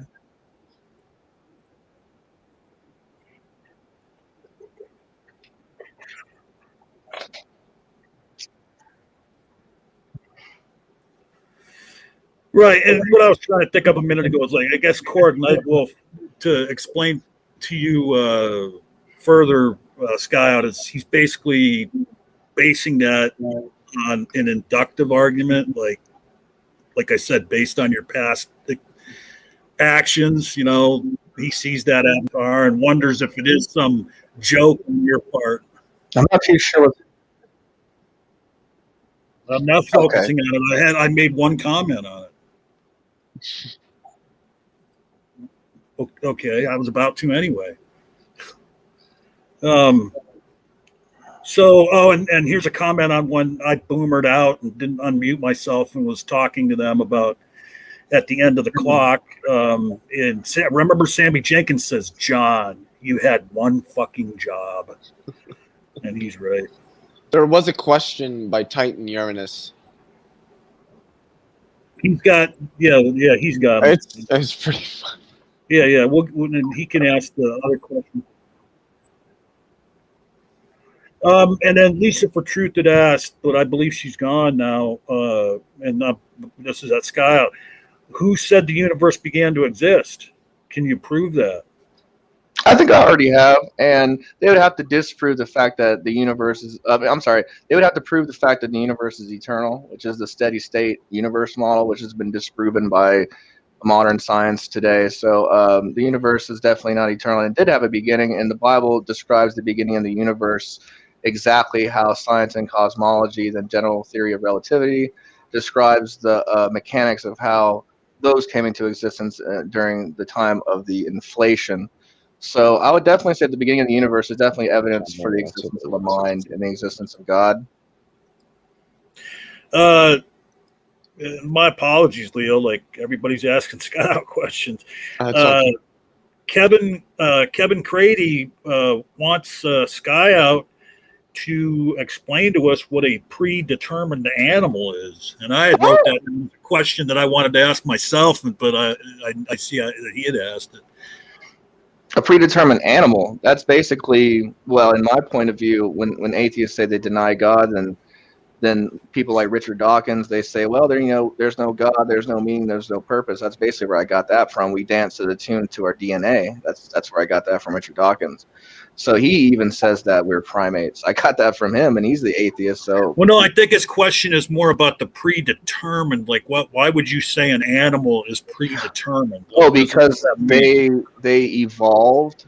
They're predetermined animals in a sense that Predetermined by who?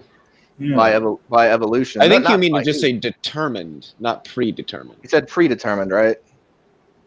Well, no, that's what you said several times during the course of the debate, was that you talked about predetermined animals, and I'm not sure what that is. Like, neither am I, and neither was the questioner. Well, predetermined just means that no different than like an animal that's predetermined. It's relative. Like everything is relative and deterministic. Well, wait a minute. No, it doesn't. What? First of all, you can look it up, bro. You use the word predetermined in your definition of predetermined, and you talked about animals. But anyway, all right, whatever. All right. Like I said, my apologies. I'm not being what do you call partial here.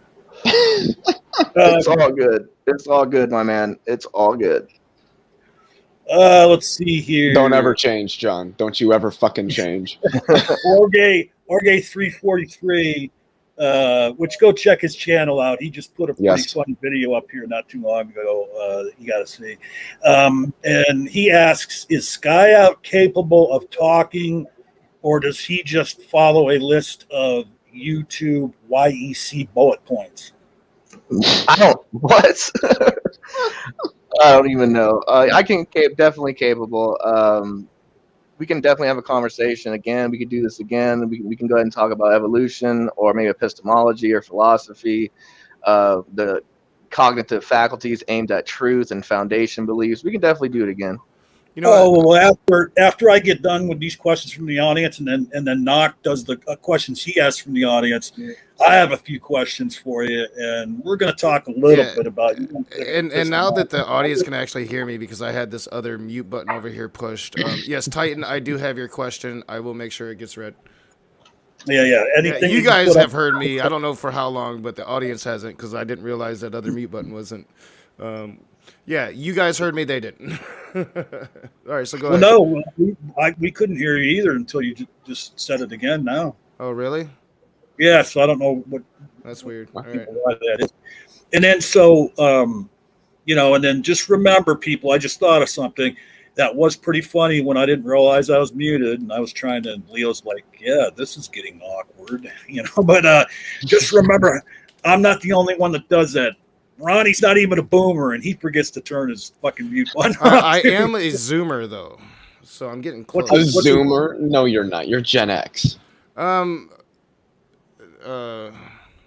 me think. Yeah, Boomer, Gen X, Millennial, Zoomer. I said Zoomer. Yeah. I don't know what I was thinking. You're Gen X. Yeah. You're Gen X. Well, I'm actually a cusp Gen X. What comes after Gen X? Millennial. Millennial. Yeah, I'm a cusp of What year were you born? 77. Yeah, no, you are firmly Gen X.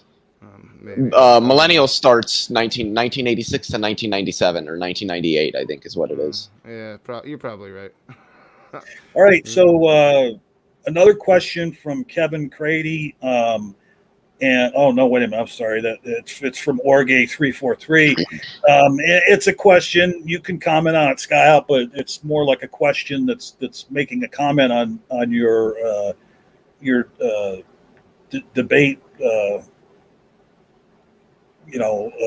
Tactics. Okay. Orgay343 says, "Does God exist?" Question mark. Yes. No.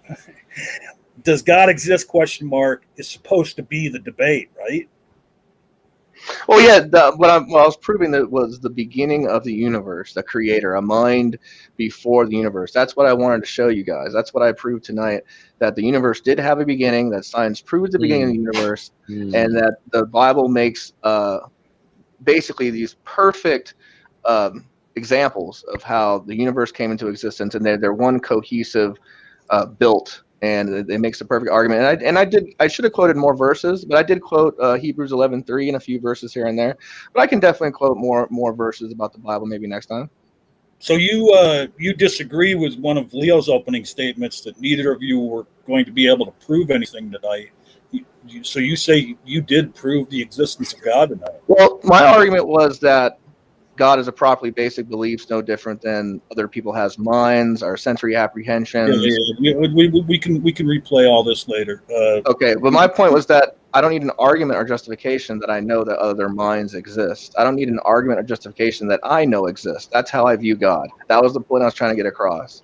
I'm not going to bring up Jesus or the Holy Spirit or the Father because everyone will just dismiss that. Everyone's heard about Christianity over and over. So I just wanted, that's why I didn't go that approach.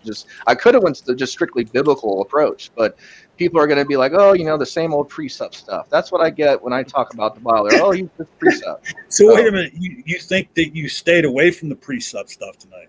I didn't. I could have made it worse. Let's just put it to you that way. I could have made it a lot worse. Look, I got to tell you, and this is just my humble opinion, I don't think you could have made it any worse. But at any rate, Chris Myers asked Rage, Rage, next weekend, can I have my 4-year-old on to debate Skyout? And so, like, you already have another challenger from this debate. So that's one good. I did respond that maybe I'll destroy that 4-year-old. Since Skyout clearly won this debate, he's 3,005-0. That maybe next week he might. What are you talking about? G-Man won this debate. Yeah, G-Man won this debate. So yeah, definitely. I even the playing fields. I kid with Skyout. I kid. Everybody's hoping you show up for the after show, Skyout, because I did decide to do an after show. You're more than welcome to come if you'd like. Okay, for sure. I'm gonna get some dinner though. I'm gonna take an herb break. So. Yeah, you're absolutely welcome to come, Skyout, but enter at your own risk. Well, I think it's gonna be fun, and I do ask that anybody that comes in be civil, unless Otangelo's a dick. If Otangelo comes in and he's a dick, I give you permission. I think I'm gonna talk in my Otangelo voice all during the show. And then Korg Nightwolf wants to know, I'm presuming so that you can so that he can get some himself, but he asked Skyout, who gave you the drugs, Skyout? I got it from him. No. Well, that's an interesting question based on the last time you were on the program. While Knock was doing the opening for the stream, it sounded like you did a big ass line of code. You said that before. I don't know why you keep saying that. I don't have it. Everybody else that heard it thought the same thing. Like no one. I don't recall anyone saying that. Yeah, you could have just had a bad cold that day. Clearing the sinuses. Leo's doing something over there. You're doing something over there. I mean, I'll play devil's advocate. You could have been clearing the sinuses from yesterday's cocaine. You know what I'm saying? Hey, you know what I'm saying? That's just how we got to do it. Audience, we kid with Skyout. We've got history with Skyout. We have love. There's love there, right, Skyout? We got history, we got love. You know what I'm saying? I remember the first debate we had on MDD where I clowned you. It was fun. You know what I'm saying? And you make a lot of assertions and empty claims, but that's what you do. I think I heard that about Leo tonight. But let enough about our love affair. Do you have any more questions, John? Because I do have a few. Yeah. And then so finally, here's a question for Leophillius from Icarus, and I think might be a tongue-in-cheek or ironic question. He says, "At Leophillius, what was before God?" I don't know. When was God? Oh, that's right. He was no when. Kevin Crady again. I believe that. It's a question for Skyout. He makes the argument: every lightning strike has a beginning, therefore Thor exists. Can wow? Let me finish the question. Go ahead. Therefore Thor exists. Can Skyout show how this logic is wrong without debunking his own view? Yeah, that's like really easy. It's not properly basic. It's illogical and it's meaningless. You have to find something that fits proper basicality, that is rational, logical, and meaningful, that has epistemic warrant and epistemic qualification. Like if I said Spider-Man, Thor, voodoo cult blood magic, and people out in the world are practicing voodoo cult blood magic, and that's the same reasoning as believing in your God. I've heard it all before. It doesn't fit proper basicality of what is warranted, of what epistemic warrant and epistemic justification, and it's really just bad epistemic quality and bad epistemic framework. So, all right, and this is a comment from Stephanie Trenton that I found very interesting and have a quick comment on. In the middle of it all, she posted, "I would like Leo a lot better if only he would be prepared to listen."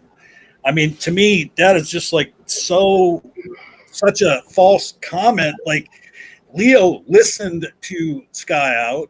Skyout seemingly was not listening to Leo a lot.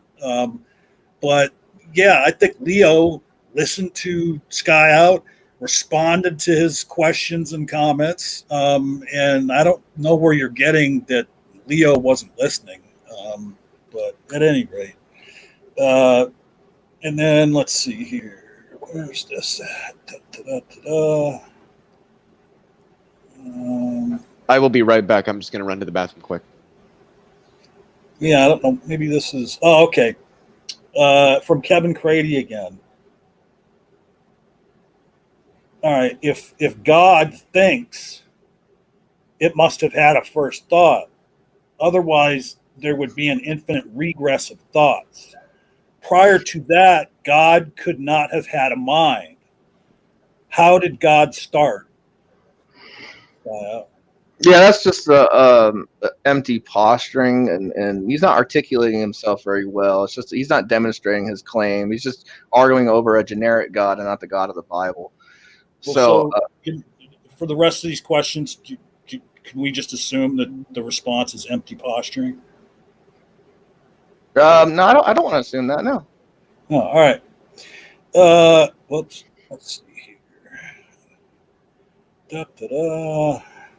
It's kind of hard when you take a screenshot of like 10 comments, then you got to find the one you took it from. Mm-hmm. Do your thing, my man. It's all good. Oh, and then now I can't remember exactly when this came out, but it's so fitting that this question comes up right after what you just said. Apricot Sloth says, I believe quoting you or quoting Leo, whichever one of you said this to the other, do you know about these outdated science hypotheses? Oh, you do? So you're just empty posturing. So but that's not a phrase that people heard a lot out of you during the debate there. Let's see. Is this a question? No, I don't even know why I took that screenshot. Oh, no. Yeah. Icarus had asked, at one point. Will we get arguments for God at some point? I guess. I mean, again, they don't understand the argument. I gave the argument for the beginning of the universe through science. I gave you different scientists for that, and I gave you the argument of properly basic beliefs. Like I gave a great argument for that, and the whole point was to prove God exists, the beginning of the universe, the mind of God, and I think I proved that tonight. Okay. Chris Myers wants to know, does Skyout own the copyright on the word subjective? He uses it a lot. I mean, I don't know. I don't have an opinion on that, what he's talking about. I mean, I guess if I do use it, then obviously they need to stop using subjective claims. I will give you credit. Here's credit where credit is due, Skyout. You did make one convert tonight. You converted an atheist to Christianity for your fine work tonight, because Dragnot Silvas came in and he commented, Jesus, this was painful. So, Dragnot. Yeah, no, he was praying to Jesus. So, you did some good tonight. I mean, aside from the sarcasm, it's all good, my man. It's all good, my dude. Yeah. All right, let's see here. And then, this was a question, and if they had question marks on them, I screenshot them, whether they were questions of commentary or actual questions. Raging Atheist, towards the end, had posted, did we ever get any arguments for God, or was it just the universe exists?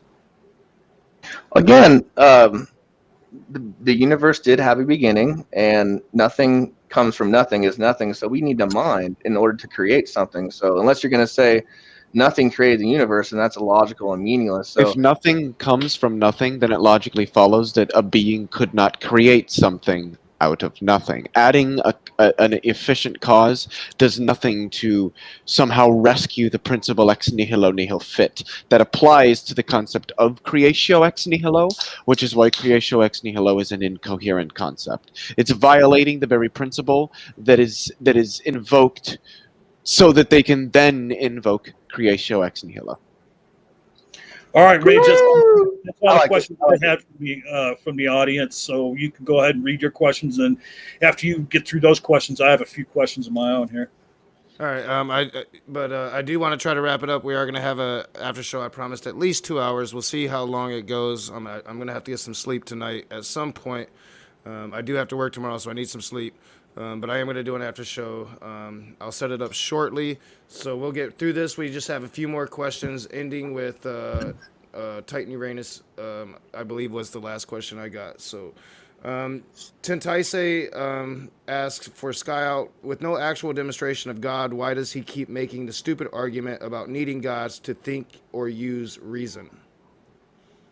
Because I have to demonstrate my position against my position in order for it to be true. This is infallible belief and infallible justification. So if I say I'm a Christian and therefore I'm not a Hindu, therefore I'm not an atheist, I have to actually demonstrate my position and how Christianity is true against those models. Otherwise, if you don't argue against your position, you're not demonstrating your position. You have to negate it.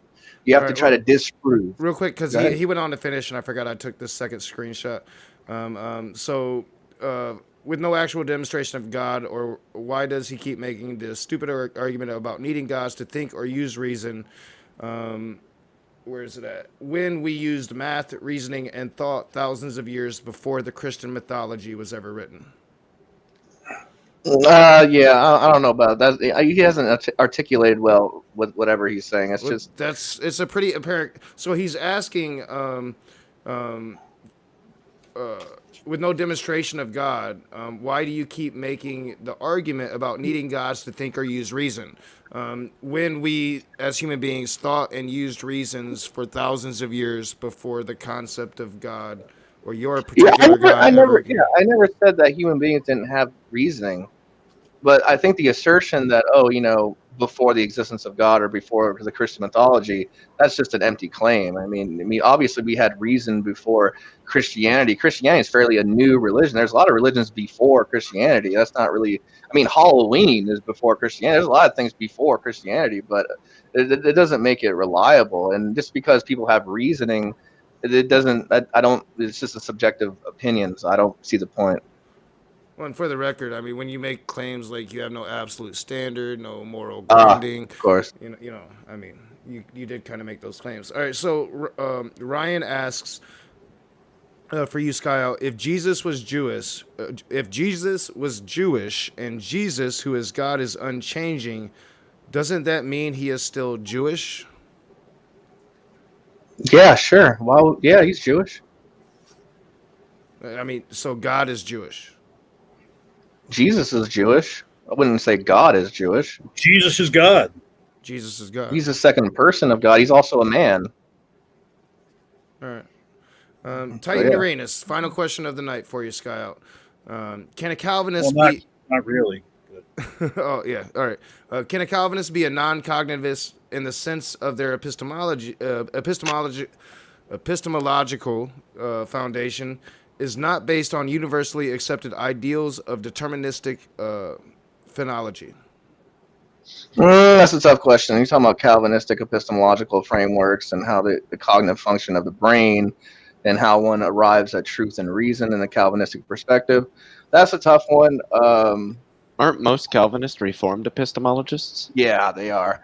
But I mean, just because, I mean, there's a lot of people are Reformed epistemologists that are not Calvinists. But yeah. So, but no, I wouldn't. I mean, I wouldn't even address this statement, or I wouldn't even address it. So, I think that's been consistent. So, I just wanted to say before we end, I know that some people. I'm not going to end. I have a few more questions. Have come up with the Dillahunty dodge. I'm dubbing what I now call the Skyout slide. Yeah. well, when they don't have a foundation, I had to. No, it's all good. It's if they don't have a foundation for truth, and then they're just creating these assertions and empty claims and empty posturing, I'm just going to dismiss it. There's no reason to answer. I'll tell you what. I'll bet you're really good at the limbo, man. You childish, John. That's what you is. You a childish man. You are a man child. Mentioning the limbo is childish. Let's save the insults at least for the after show. Yeah. Okay. So this is just a comment I wanted to make. You at one point had said intelligibility entails an intelligence. Yes. That's not really true. In the way you meant it, it's not really true because, like something in nature can be intelligible to a human being. And of course they're an intelligence, but the thing that is intelligible to them doesn't necessarily have to have an intelligence. And then, all right. So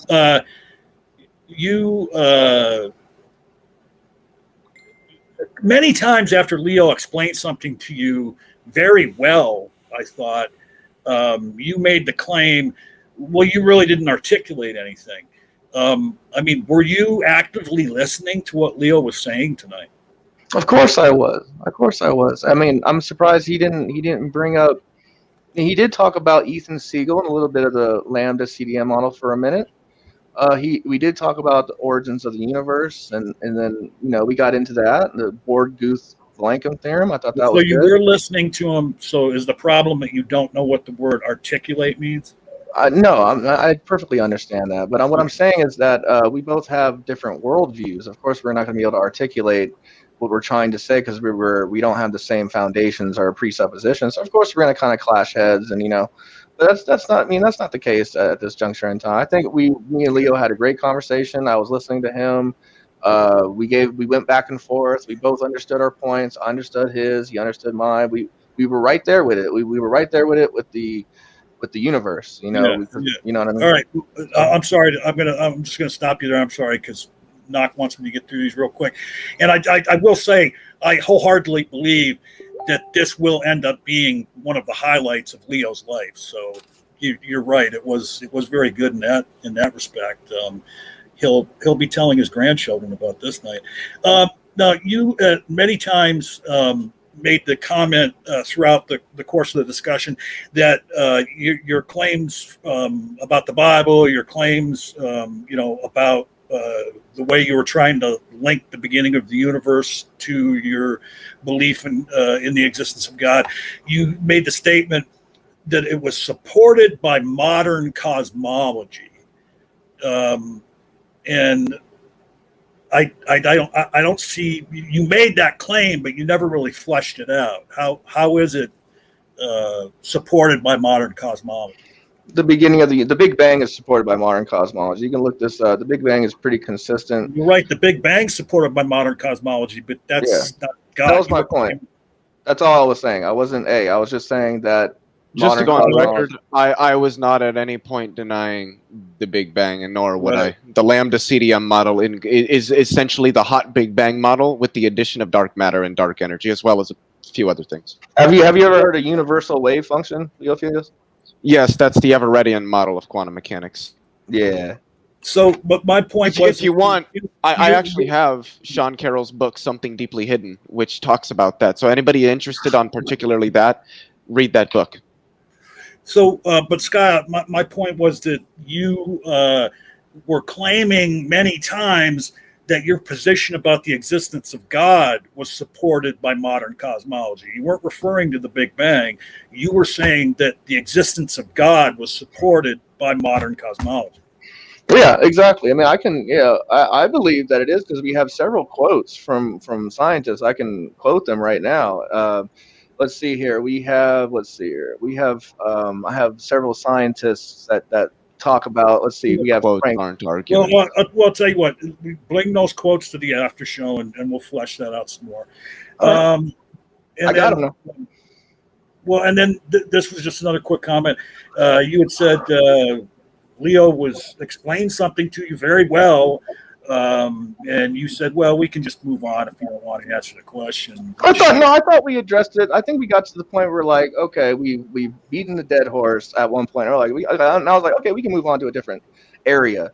We were still on that subject. I was just thinking, okay, we've completed this section of our conversation. Let's move on to philosophy. I think that's what I thought when I moved from the universe. I was like, all right, let's move to philosophy. That's what I thought of when I was moving to the universe to follow, just because I wanted to test it. Right. There was that point, but there was another point where Leo gave you a very comprehensive answer to your question, and then you ended when he stopped. You said, "Well, we can just move on if you don't want to answer the question." Okay. If I did came off that way, I probably just agreed with what he was saying. So I didn't disagree with it, because if I would have said something if I would have disagreed. So I probably just would have been like, okay, I agree with you. We can just. I have nothing to say, so we could just move on to the next. You know what I mean? Two real quick points, and then we'll give you guys a couple minutes to say your final words, and then Knock, I know, wants to get out of here. We can't start the second stream until he has time to do what I wish I could do, is go smoke a fucking bowl. I got like 15 months before I can do that. All right, so you talked about epistemic warrant, Skyout. Where was yours during this debate? Epistemic, what do you mean, where was mine? Epistemic warrant just means that something that's reasonable, rational, and something that distinguishes something that's like irrational and ignorant and meaningless. Like saying that, oh, okay, if I said that I believe in Jesus because my cat told me or my dog told me, I would think there's something seriously wrong with you, right? That doesn't have any epistemic judgment or epistemic warrant. That's what I'm talking about by epistemic warrant. If I said I believe in Jesus because the Bible, science, and some sort of methodological approach, that does give me epistemic warrant, epistemic judgment. So it distinguishes between something that's ignorant, that's something that's irrational and meaningless, to something that is meaningful and direct and logical. So we can use this in reality. So reality is the main point here. Our cognitive abilities to aim at truth and function of the brain, the cognitive abilities of the brain. So, and one how perceives knowledge. And I could have went into that. I could have went to, how we make these observations of truth in our sensory apprehensions. I could have went into that, but I decided not to do that tonight. Okay. And just one final question. Towards the end there, you made a statement that two things to prove a properly basic belief. So properly basic beliefs have to be justified? It's it's not required, but they can have non-inferential beliefs. Can have because God is foundational; He's non-inferential, but non-inferential beliefs can have justification. It's called infallible belief and infallible justification. That's why I brought up. Properly basic beliefs. Those are just two examples of how a properly basic belief comes to have epistemic warrant. And an example, which is infallible belief and infallible justification, this is why I brought up the example of the Properly reliability. basic beliefs have to have epistemic warrant. Properly basic belief, no, an example of a properly basic belief, like you say, oh, what's your evidence for a properly basic belief, right? And my evidence would be infallible justification or infallible belief, like the reliability of your memory, for example. Like, in order for me to rely on my memory, I had to have to rely on my memory to be reliable. But in order for my memory not to be reliable, I would need my memory to be reliable in order to know that it's not reliable. That's what I mean about infallible belief and infallible I justification. think that's the perfect note to end on. Rage, did you have anything you want to say before they take a minute and say their final words? No, good debate. Good questions. I thought it was fairly. We didn't have to jump in at all. Yeah, good debate.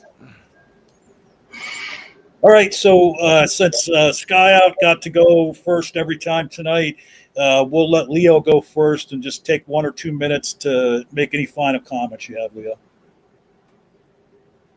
Yeah, God probably does not exist. You should check out my channel if you want to know more.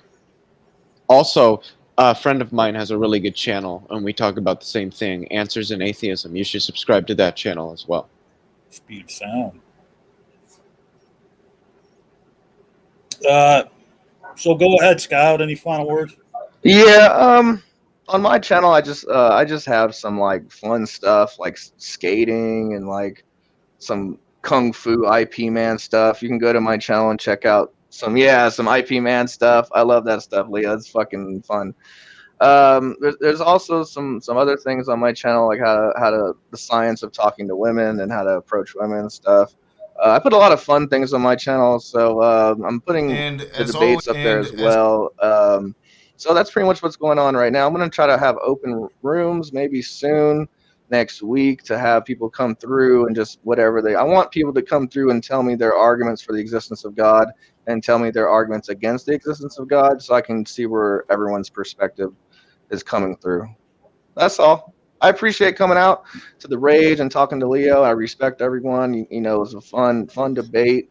I believe I proved the beginning of the universe, the existence of God through scientific principles. Again, we could do it again. If the audience wants us to do it again, we could do it again. But again, I had a great time. Real quick though, just on that. So you conflate those two things together. The beginning of the universe is simpatico with God. Like they're not the same thing, but like you can't have one without the other. Is that?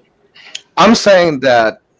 Okay, as a Christian, there's got to be a mind to exist prior to the beginning of the universe. Otherwise, nothing can't come from something, right? So there's got to be a mind, and the Bible says nothing can't come from something. What? Okay. All right. Anyway, I'm sorry. This is all after show shit. All right. Kick it over there to Knock. Let me kick it over there to Knock, and let's. Yes.